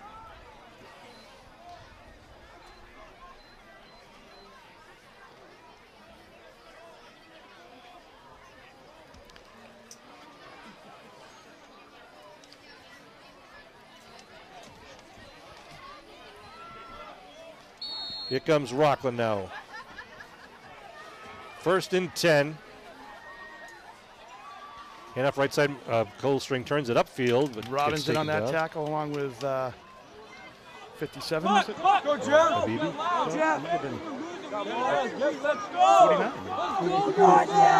Next week, remind you we're playing a Thursday night game at East Bridgewater on October 14th, 7 o'clock game, and the following week is also a Thursday night game. That's home against Middleborough.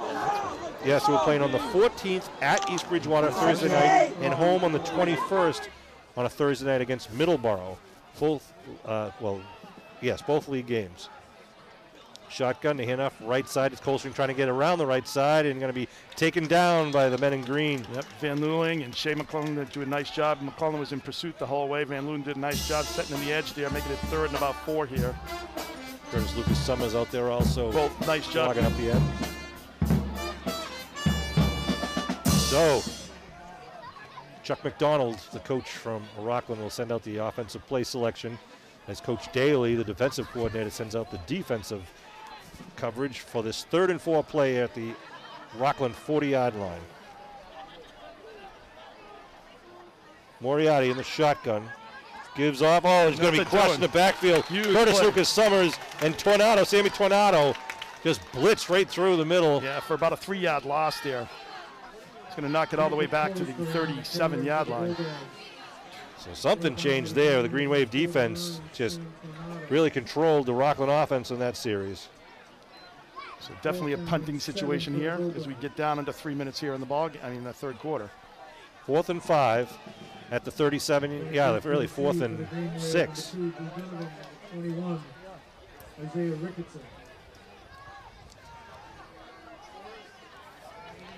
Esposito to kick. High kick. Short kick. Coming Dunneman's way. Oh, it bounced off of Curtis Lucas Summers. No, it didn't. That bounced off their guy. Did it? Yes. I don't know. Rockland's making it look like it went off of. It was their guy.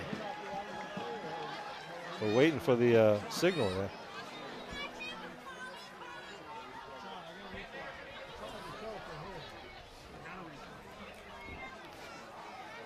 I think you just said it is Rockland ball, right? Just a fluke play as it bounced off.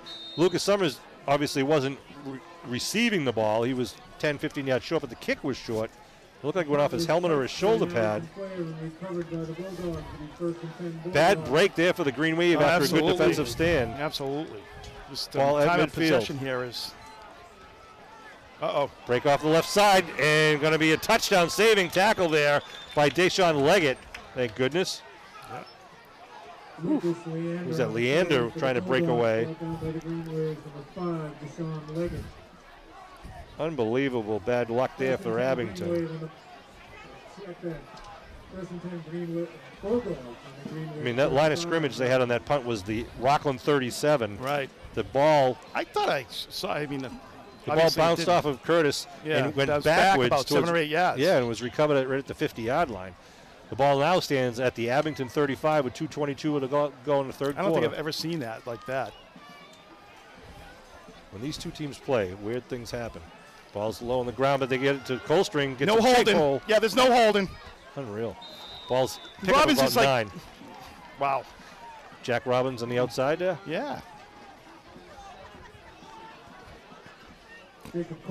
That makes the holes easier to make. Apparently they can't throw a flag, against Rockland. They haven't thrown one tonight. They didn't throw one against North Quincy a couple of weeks ago. So not that I'm counting. 2nd and 2 now at the 27. Moriarty has Colstring to his left, 2 wide receivers to the right. Moriarty gives to Colstring. Colstring has to change direction. Robbins was able to get off the block there and make that tackle. Not before a first down. Had to get it over the line, and they are going to get the first down by half a ball. To be 1st and 10 at the 25-yard line.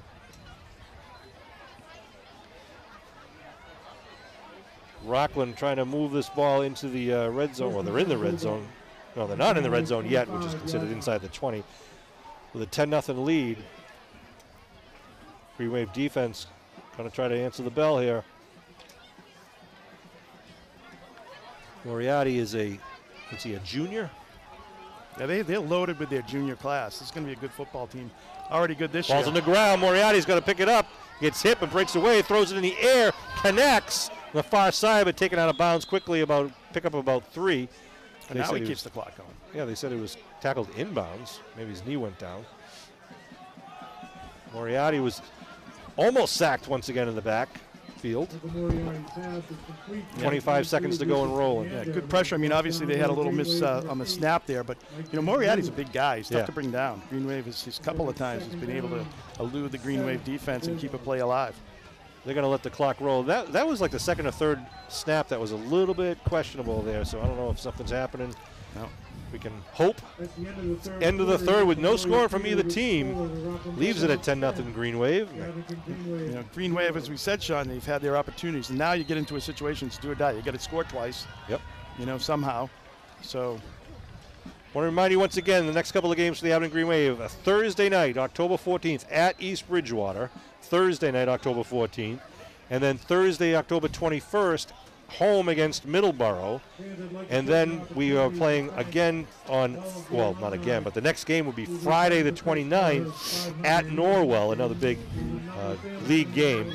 And then the November games will be part of the state playoff games. Depending on your record, the teams you beat, the teams you lose to, every team in your division, we are Division 6, will be ranked throughout the state. Yeah, so it's like 32 teams, you said, in each division, right? So it's like 16 teams, and you go from there. Yeah, I mean, we could be assigned a team in somewhere in the Eastern Mass or Western Mass. You just don't know in November. So every game here through October is important because the wins move you up in the power rankings. And a victory of 14 or more points gives you a couple extra power boosts. I don't like when they do that, Sean, because that means if you run it up. Well, no, because there is no benefit to winning by 50. If you win, whether you win by 15 or 50, it's the same power. So, Rockland offense will come out to the field going left to right. Second and about 7. Ball's on the Green Wave 22-yard line. Abington wearing their home green jerseys, dark green helmets. Coach Kelleher's 500th game as the head coach for Abington. He's got 294 wins. So he's got a chance to do 300 this year. Yeah. A victory tonight would certainly help. Absolutely, will help that cause. All right, Moriarty's got 2 wide receivers out to the left side. Ever dangerous Colstring in the backfield gets the ball. He's got some room. Colstring, big hole on the left side, dives forward inside the 15. Will get the first down and move the stakes. Rockland line is controlling that line of scrimmage right now. Yeah, absolutely. They have all night. I mean, that's where this game has been decided. So, Tornado checking in for Abington. Ball's marked at the 13-yard line. See if they keep riding the Colstring wagon right now. Or if maybe they go with Leander around the end. Colstring's in the backfield. I think they might pass it. Nope. Colstring, right side slicing, but he's taken down. That's 55. Buckley, number 55 for the Green Wave, doing a nice job. Picks up about 2. Takes him down, then picks him up. It will be 2nd and 8 at about the 11-yard line. Steve Wickland, Steve McGuire, Adam Nash, and Dan Reardon out there on the Green Wave Chain Gang. Want to thank those guys. They all volunteer to do that. Chris Nagel on the microphone here is the public address announcer. Shotgun again for Moriarty. 2nd down. Gives to Colstring, trying to get around the left side. Colstring slices up, but gets tripped up. Good job by the Green Wave defense. Holds him to about the 10, maybe just inside the 10-yard line. Bring up 3rd down. Today's actual fan appreciation and public address announcer appreciation day. I heard that. I heard that. It's also Fluffernutter, National Fluffernutter Day. How's that? Fluffernutter's overrated. Oh, no. Bite your tongue. Made in Massachusetts. Lynn, Mass. All right, ball's on the 9-yard line. 3rd and about 6 here for the Bulldogs. Shotgun for Moriarty. Fakes the handoff, keeps it going around the right side, cuts it back, and he's going to be stopped. Good job by the Abington defense. 55, 44, just calling out the names, 57. Nice job there by the Green Wave, absolutely kind of going right to the ball. And if you don't have them memorized, it's Jeff Buckley, 55, and Jack Robbins, 44. Adam Abibi, 57, and a couple other guys in there helping out. So bring up a 4th down at the 10-yard line. So 9 minutes to go here in the ball game. Obviously, this is do or die here for the Green Wave at this point. You got to get this ball back. 4th and 7 at the 10. They got to get inside the 3 to keep possession here. The Green Wave like to stop them right now, take that ball back. Again, Coldstring lined up in the backfield with Moriarty. Looking to throw. Moriarty's been a big rush, and he's breaks free, then taken down once again and throws it incomplete. God. Wow, how many near sacks have we had tonight? Well, this year, too. I mean, it just seems like a lot that, you know. So the ball falls incomplete. It means the Green Wave will take over possession at the 10-yard line. Good rush by the Green Wave on that occasion. Yeah, it was a good job of the Green Wave, good pressure. I mean, one of the things we saw Green Wave have trouble last week in the defensive backfield. We really haven't seen that tonight. You know, there's been a few completions, but for the most part, the Bulldogs have been able to run the ball. So the Green Wave 90 yards away from the touchdown. I thought it was a nice touch tonight when the Green Wave had Ryan Simonetti leave the team down the field. I mean, down the stairs on to the field. Riley in the shotgun. Looking to throw. Goes outside. He was down. To Van Leuling, but he had to go down to get it. Ooh, that would have been a nice play. Yeah, it would have been. 5-yard pickup on 1st down. That's not. We'll take that. Little hook and ladder. So, 2nd down and 5 here. Still some good amount of time here. The Green Wave, though, got to get some good chunks of yardage here. They do, and that was going to be set up really well because they had Lucas Summers coming around the corner. Donovan out wide to the far side of the field. Kilmaine and Curtis Lucas Summers in the backfield. Riley under center. Gives Curtis Lucas Summers. Curtis Lucas Summers going to be tackled from behind from the linebacker coming from the outside, the far side. Like number 27, Brett Armstrong, having a good game. He was able to get behind the line and get to Lucas Summers. Yeah, it was one of those things where the Green Wave, Sean, they couldn't, they couldn't push the ball there. So Summers was trying to find the hole. Just there was no hole there, and the backside was able to come back and pick him off. So. Third nice job by Rockland on the line of scrimmage, as we've said quite a bit tonight. Blitz coming up. Riley goes to the out pattern, and he connects to Donovan. Donovan to the 20, still on his feet. Oh, gets away from a guy. Taken down to the 25-yard line. The magic man. One of the Rockland guys hurt or just disappointed? I think he's just disappointed that he missed Donovan. That was amazing. Looked like 70 is hurt there, too. Wallace is coming up limping, or 74. Yeah, 70, that's Wallace. That'd be huge for them. Yeah, and I see the outside cornerback on the far side, number 3, is cramping up. He's trying to pull his toes up. 1st down at the 25-yard line. Give up the middle, and just not much there, about maybe 1 or 2. Bring up 2nd down. Van Leuling and Leggett check into the game. Abington's got to pick it up a little bit here because you got to get, obviously a score, and then you got to get it, get the ball back and score again. So that's what we want to see with the ball at the 27-yard line. Abington, Rockland, every game is good to watch. Lucas Summers in the backfield with Riley. He gets wideouts to each side. Shotgun, they send a blitz up the middle. They throw outside to Van Leuling. Van Leuling gets the ball to 30.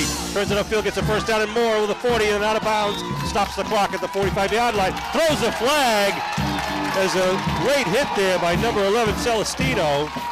Really a dumb play by Celestino. He was a good 3 or 4 yards. Dragging kind of outside. So that's going to move him. He got 15. That's 15. So it's going to move him inside the 40. Yeah, the ball out of bounds at the Abington 46, but then they tack on the 15-yard penalty.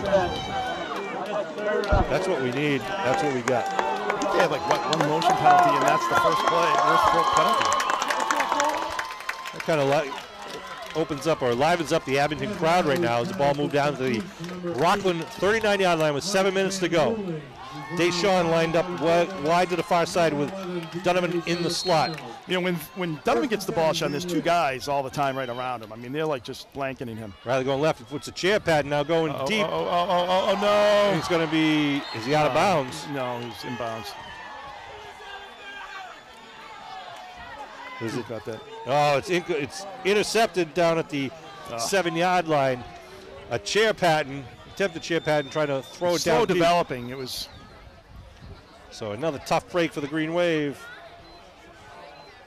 And it'll give Rockland the ball at their own 8-yard line, I should say. Ed Riley's pass was intercepted by the Bulldogs in the 41. And Rockland will try to take some time off the clock here with 6:54 to go. Well, Abington, I mean, just needs to get the ball. They need a turnover here, and I think Rockland is just going to keep the ball on the ground and just run that clock as much as they can. Obviously, they're deep in their own end, but. Moriarty in at quarterback, number 7. Got Leander in the backfield. And is it going to? Oh, Leander's going to take the direct snap. Leander goes over the left side, not much there. Nope, a couple yards. Tornado, Abibi, Curtis Lucas Summers, and looks like Buckley getting out of that pile. Tornado got to it first. Nice shot there of the fans, the kids down there underneath the scoreboard, the student body section. And the man in green, whose name I want to, it's Ryan Tobin, does a nice job getting them all looped up down there. You know, the Green Wave has done defensively, Sean, has actually done pretty well. They just had that really one bad series where they were able to have that really quick scoring. Where they had, about 4 plays. But other than that, the defense has really made them work for their yardage. I mean, I think the time of possession has just been, so different. I mean, they've been out on the field. But then again, Abington obviously has most players play both ways, so almost doesn't matter which side of the ball you're on. Timeout being called by Rockland. As the clock rolled down, number 27 over there, Brett Armstrong had his helmet off, and I'm not sure if he had it knocked off or he took it off. But they stopped the clock at the 6-minute mark.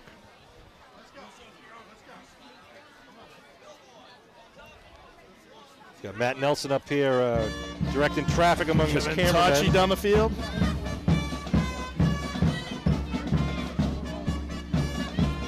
Timeout here as both teams are going to. Well, we were looking, so Kell has. There's the student body section for you. Did a great job there.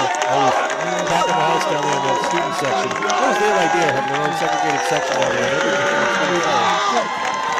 In addition to the fans right in front of us in the bleachers. So we want to thank all those students here from Abington High School, all in the blackout tonight. Nice job by Kevin Tachi and company. Is that Matt Lyons down there on camera? Ball now, 2nd down on about the 13-yard line. No, 12-yard line. Handoff, trying to go around the right side. A good job by the Green Wave D, just standing them up. Gonna bring out 3rd down. 2 pickup, maybe a yard. 3rd there. For the Green Wave, I would probably call a timeout, Sean. Just try this because they're just going to let it go all the way down here. Well, they have 40 seconds to run the next play once the previous play ends. The ball is set there. There is also a 25-second play clock if ball goes out of bounds or if there's a penalty, things like that. So we'll see here. It's 3rd and 5. The Green Wave stops the ball here. You might be able to get it back at about the 50. Well, you they do kick block the punt and recover to the end zone, get that touchdown, then you're going to be kicked off, onside kick, and then we win the game. Exactly. All sorts of good things to think the world about. is all right, and everybody's happy. Shotgun directly to Leander, trying to go around the left side. Leander trying to turn it upfield. He's going to get the first down. Breaks free, and just enough to get it up over the 20-yard line. Just able to slice through the Green Wave defense there as they stretched him out. Able to find that hole. Nice job of running there. And that is a backbreaker there because obviously they maintain possession and control the clock coming down to the 5-minute mark, up by 10. We're waiting for the play selection here. Want to thank all the fans once again who came out to support Coach Kelleher today and the Abington Green Wave. And we hope to see you at East Bridgewater on Thursday night, October 14th, and then home against a very tough Middleborough team. Another Thursday night game. They'll be home on the 21st. Handoff up the middle, and going to be taken down by Curtis Lucas Summers up at about the 29-yard line. Coldstring with the carry brings up 2nd down and about 5 or so. Call it 4. Kevin, want to thank you for doing these games with me. Obviously, you make it fun for everyone, including myself. And I know you spend a lot of time thinking about what crazy things to say during your work week. Not really. But I know you spend a lot of time, Sean, prepping. We all appreciate all what you do. Yeah, it's always fun. Nice release. Nice job block there, or taking that down. Who was that? That looked like 57. Yeah, it was Abibi. Abibi like kind of grabbed him, pulled him back. So he makes it third and 1 here. So as we come under 4 minutes. Looking for a Rockland fumble and an Abington recovery right now. Absolutely, that's what you need. I mean, they've done a good job of taking care of that ball all night long. Let's go Wave.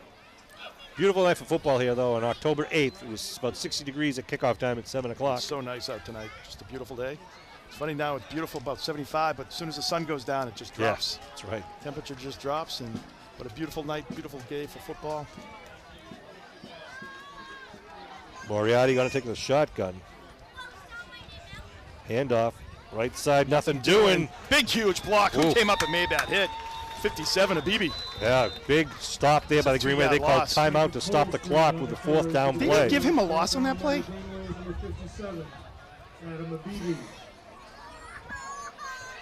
Yeah, Coach Daly and Coach Riley are screaming right now. Boy, they're getting ready to move the stakes. Are you freaking kidding me? There's no way. I mean, he was 2 yards behind the line of scrimmage. There's no way that was a first down. The guy on the far side. This guy on the far side is, yeah, oh my God, he's awful. Yeah, the referee's overruling him right now, saying, no, there's no way. He was 2 yards short of the line of scrimmage. Even the other guys in the crew, what, are they going to measure it? Yeah, they're going to measure it. He didn't even get back. He was a yard short, didn't get back to the line of scrimmage, and now it's like they have it 4th and short. Well, we're going to have to get the buzz from the chain gang crew as to what was going on out there. But I think it should be obvious that it's not a first down. 3:01 on the clock.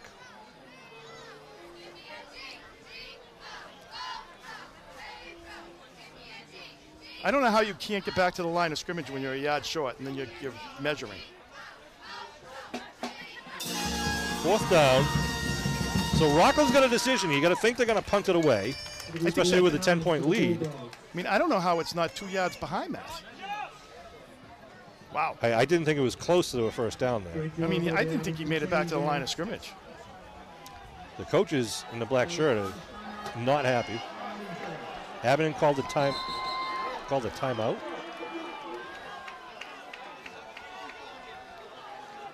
Ball's being marked at about the 33. This is chaos here. It is, I know. Abington apparently is being assessed a timeout or called a timeout so they can discuss things. Don't want to go offside here and give them a 5-yard penalty and a first down. I know, you got to, some hope here. You got to, play smart.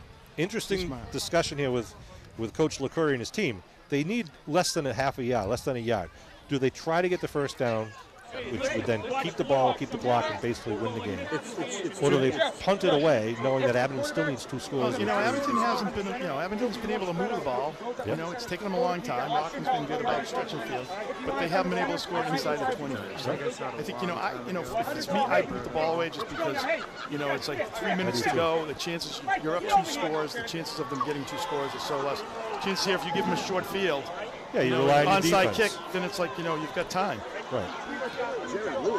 So we'll see if Esposito comes out and will a kick, or no, they're talking to Moriarty, number 7, the quarterback. They haven't really gone under center either, Sean. No.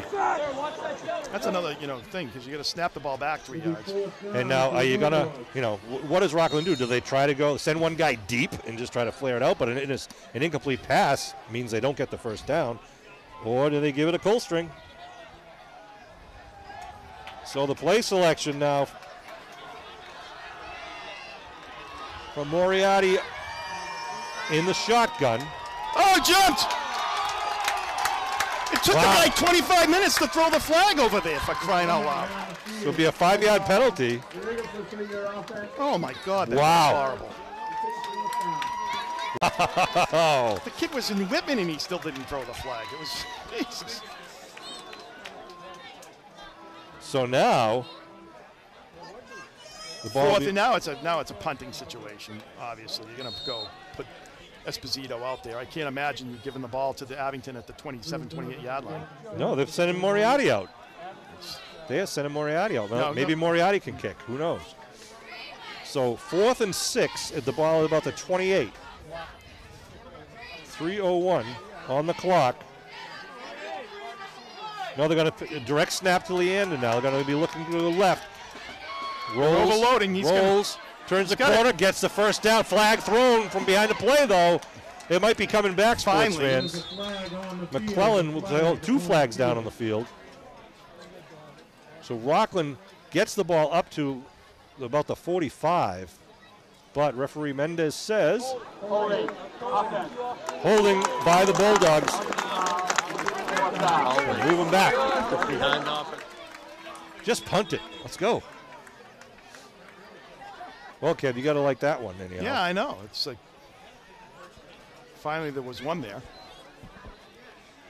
I'm curious. So the referee threw the flag from behind. He saw it. There's another flag over there. Right. I don't know if the other guy's calling something else. That's what I'm curious about. Yeah, probably.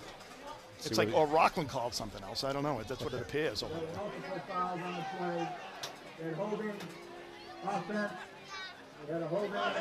Oh, please. How can you hold in a run play?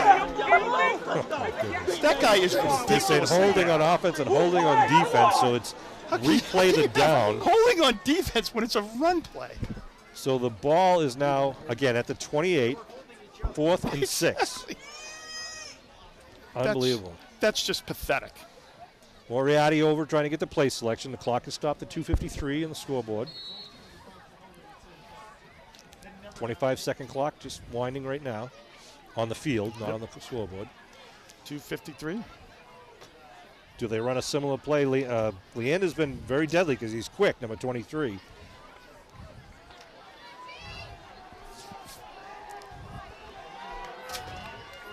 Similar play. They got everyone stacked on the left side. Leander takes it. Trying to break free. He does. Going to go all the way down the sideline. And he's going to break the back of the Green Wave with a 72-yard touchdown run. Almost saw that one coming. Green Wave had to stop 6 yards, and he gets 72. Oh, tragic. Lucas Leander on the touchdown run for the Bulldogs. And the Bulldogs are happy to see that one happen because that is the nail in the coffin with the 6-point touchdown with 2:42 to go. PAT to come. And a heartbreaker and a backbreaker there for the Green Wave. Absolutely. It's a tough one there. Esposito will line up for the kick. He threw a flag over there for what? He just picked up a flag? Oh, God, he did. He picked up a flag.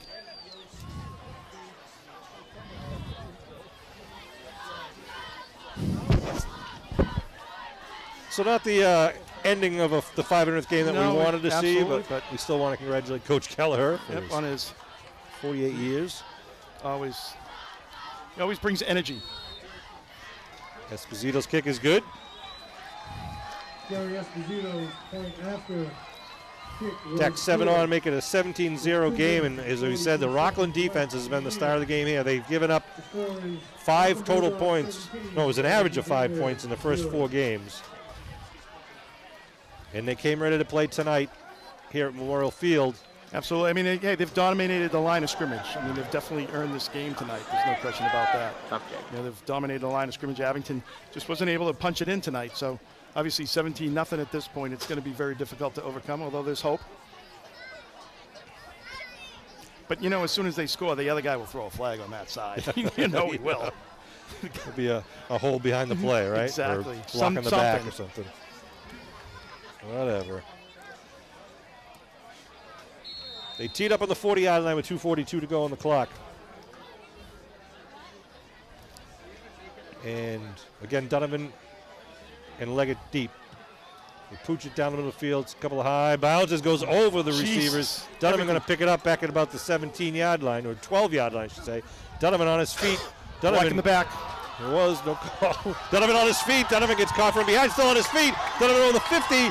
Donovan's still up, and then stops out of bounds at the 46-yard line. He is fun to watch. He really is. I don't know how, like, 6 people missed him there. I don't know how that happened. So, yeah, just like, I don't know how he does it. It's like, you know, Houdini there, Magic Man. right, ball at the Rockland 45-yard line.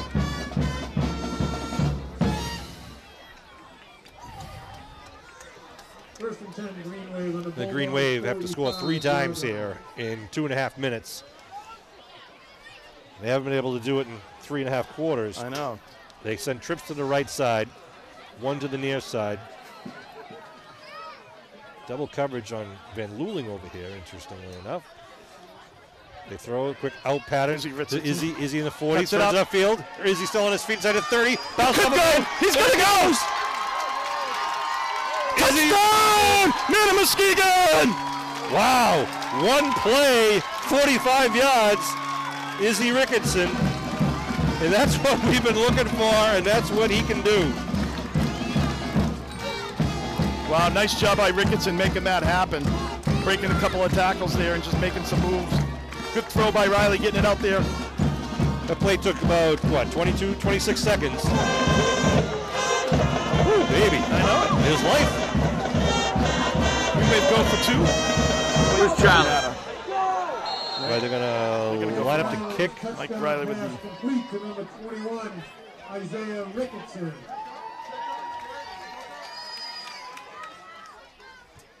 That's good. With ease. Yeah, good leg there. Nice job in the hole by Nate Duggan. That Good ball's kick out by on Mike Brookfield Riley. Road. Ball's out on Brookfield Road, Sean. It is. Good Michael kick. Riley's point after kick was good. 17-7. 2 minutes and 16 seconds left in the game. So you expect to see a Green Wave onside kick of some sort. Green Wave 7. You know, almost like, you know, a couple weeks ago there when they were kind of pooching it over. Right. You know, they really haven't had a kickoff here. Although Fanara is able to do that. You know, I don't know if Drew Donovan's able to do that. So, You know who can? Is Michael Riley. can he? Michael is a great soccer player, but Drew can also push that ball downfield. And Drew's got the ball right now, so Drew's going to do it for the Green Wave.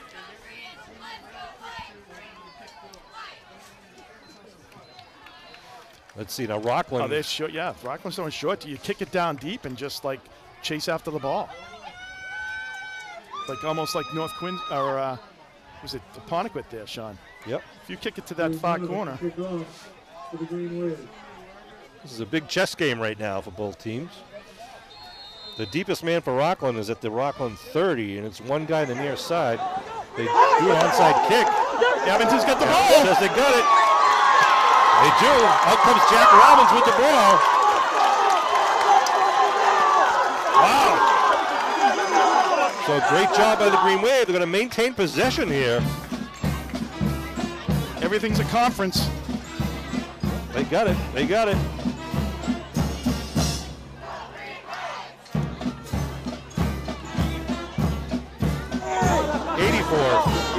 $84 Zetas. 44. 44 Robbins. 44 or 84. 84. Zetas got the ball. Aaron Zenas. Green Wave at the 49-yard line. Wow. First and 10, Green Wave on the Bulldog 39-yard line.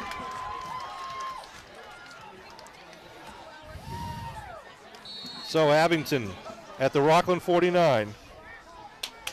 17-7, 10-point deficit right now. They have the ability. Donovan out wide to the near side with Ricketson. On the far side, we got Leggett and Van Luling. Shotgun for Riley. Blitz coming from the outside. Riley kicks it over to Donovan. Donovan at the 50, trying to make something happen. A good defensive play. Gets out of bounds. Right back in the original line of scrimmage. Get back to the huddle! Come on, Kurt! Clock is rolling at the 2-minute mark. Abington ready on the ball. Coach Ed Riley shouting out the play. Abington lining up. Riley makes sure everyone's set. They throw another blitz. Riley gets hit as he lets it go. It's going to go deep and fall incomplete. Yeah, Riley had no time there. No, he didn't, and he got tackled by the oncoming freight train they call Wallace. Ryan. Liam Wallace. It's been he's had a heck of a game tonight. Wallace has for the Bulldogs. Yeah, Michael Van Luling's had a pretty tight game for the Green Wave. He has. Van Lulen had a good game. Robbins has done some things too. So yeah, Izzy with that big touchdown run right there. Third down and 10 at the 49. Minute 41 to go in the ball game. Got to get the first down inside the 39. Again, similar lineup, two lineups to each side. Abington brings a blitz again up the middle. Riley steps to the right, throws, completes to Donovan. Donovan gets the first down. It'll stop the clock. Although it doesn't stop. And Riley's pass is It stops at the 1:32. 3 seconds. Ticked off. brought down by the Bulldogs in the 3. Gavin Wardwell. Abington right up on the ball. Shotgun again for Riley. They bring the blitz. He goes outside, connects. Once again to Van Luling. It's down at about the 36. Abington probably call a timeout here. Yep, they do. 1:22 on the clock. Clock's still going. Clock's still going. Hey, clock's still going. The clock stopped at 15 seconds. I thought Abington called a timeout at 1:22. We'll see what referee Mendez says. The scoreboard shows 1:12. Well, they lost like a lot of time off of that. In defense of the clock operator, he's watching the guys in the field to but when the officials have a powwow. Right. So we should put 10 seconds back on the clock. What kind of penalty? What are they doing? Coach is talking about it. 120! It's 120! 22 seconds on the clock.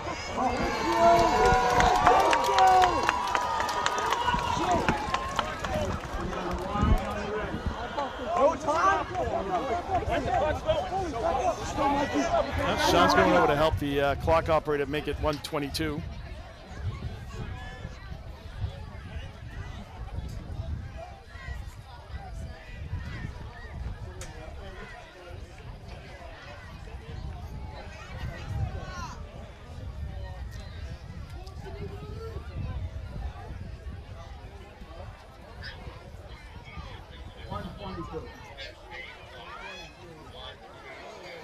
Here we go, and now we can start. The clock is set for 1:22, putting 10 seconds back on the clock there. Oh, I hope it works. Shotgun for Riley. Riley rolling right, now looking back deep. Going for Van Luling, but it's going to be incomplete. Van Luling cut back inside. Riley was hoping he went outside, but it stops the clock at 1:13. Ooh, baby. And over till the fat lady sings. Third down at the 27-yard line. Sorry, 37-yard line. 17-7. Bulldogs up right now. Green Wave with the ball. So Green Wave, obviously, Sean, minute 13. Not a lot you can do here. Obviously going to try to go deep. I think Abington has to go kind of for the mid-range or the short pass. I think they're right, Sean. I agree with you. Kind of try to get slants going across the field, much like they did with Izzy Ricketson, make one of their playmakers make a play. Blitz comes once again from the left side, so Riley rolls to the right, pump fakes. He's going into the end zone. Sean Leggett. It bounces up and falls incomplete. A lot of contact down there. Was a lot of might have been more by the Green Wave guy, though. Yeah. Be fourth down now. Fourth and about 8. These guys will not quit. Minute 6 to go in the ball game. 4th and 8 at the 37-yard line. 1:06 on the clock. Green Wave looking for a quick score or at least an 8-yard pickup right now. Van Luling out wide to the near side. Leggett out wide to the far side. Donovan the right side wing. Ricketson the left side wing. We're going to throw. Riley puts it up. It's going to be picked off. And that'll be doing it. He had not much to do there. As he was getting hit. Picked off by Celestino at about the 22-yard line. Oh, Sean, I think, the Bulldogs definitely earned this victory tonight. You know, they'll be able to just run the clock out. They came to play, did a nice job up front. 1 minute exactly on the clock. And the Bulldogs will take this game, go to 5-0, setting themselves up well in the South Shore League. Green Wave will drop their first league game, but now have obviously several others coming right up. Thursday, Friday. That's kind of a crazy schedule, Thursday. Just going to victory formation. Going to kneel it down back at the 17 for a 5-yard loss. The clock will roll, and they'll have to do it one more time. Kevin, an exciting game, nevertheless. It was an exciting game, back and forth. But there is no joy in Mudville tonight. No, the Green Wave came up short tonight. And I think, at some point, Sean, the few injuries here and there, too, if, come back. The Green Wave just missing that one extra kind of playmaker tonight with Tommy Fanara being out. So hopefully he'll be back in a couple of weeks, and the Green Wave, he'll be ready for the playoffs. No doubt. So nice job by the Green Wave. Congratulations to Coach Keller and Coach LaQuarrie. Yes, a well-played game by Rockland. Abington stuck in it the whole way, but didn't have what they needed. They'll fall 17-7, their first loss of the season, and they'll come, I'm sure, bouncing back with a vengeance against East Bridgewater next week. Right. Down the south on Route 18. Nice job by the Bulldogs. It was. Again, we want to congratulate head coach Jim Keller on the occasion of his 500th career game to be coached as the varsity coach of Abington High School. Congratulations, Coach. Kevin, thank you for helping us out. I want to thank Matt, Kevin Tocci, and all the guys that are helping upstairs and on the field. Chris Nagel on the PA microphone along with Bo Ryan and everybody who helped out the pitches and Peter Sereno and Bud Madden. Greatly appreciate it, and especially all the fans that are here, young and old, support Abington Green Wave Sports. Keep in touch on arbiterlive.com if you want to know the schedule for any of the Green Wave sports, soccer, cross country, football, and moving forward into the winter sports. Just a to my great vehicle. game, great night for football. Abington will take this loss and move forward. We won't look backward now, and we will be. I think the Vikings should be worried because the Green Wave will be taking the bus down Route 18 on next Thursday night. So that'll be it from Memorial Field. The final score: the Bulldogs 17, the Green Wave 7.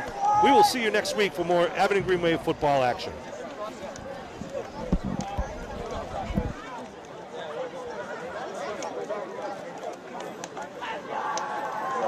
Ocho sigue.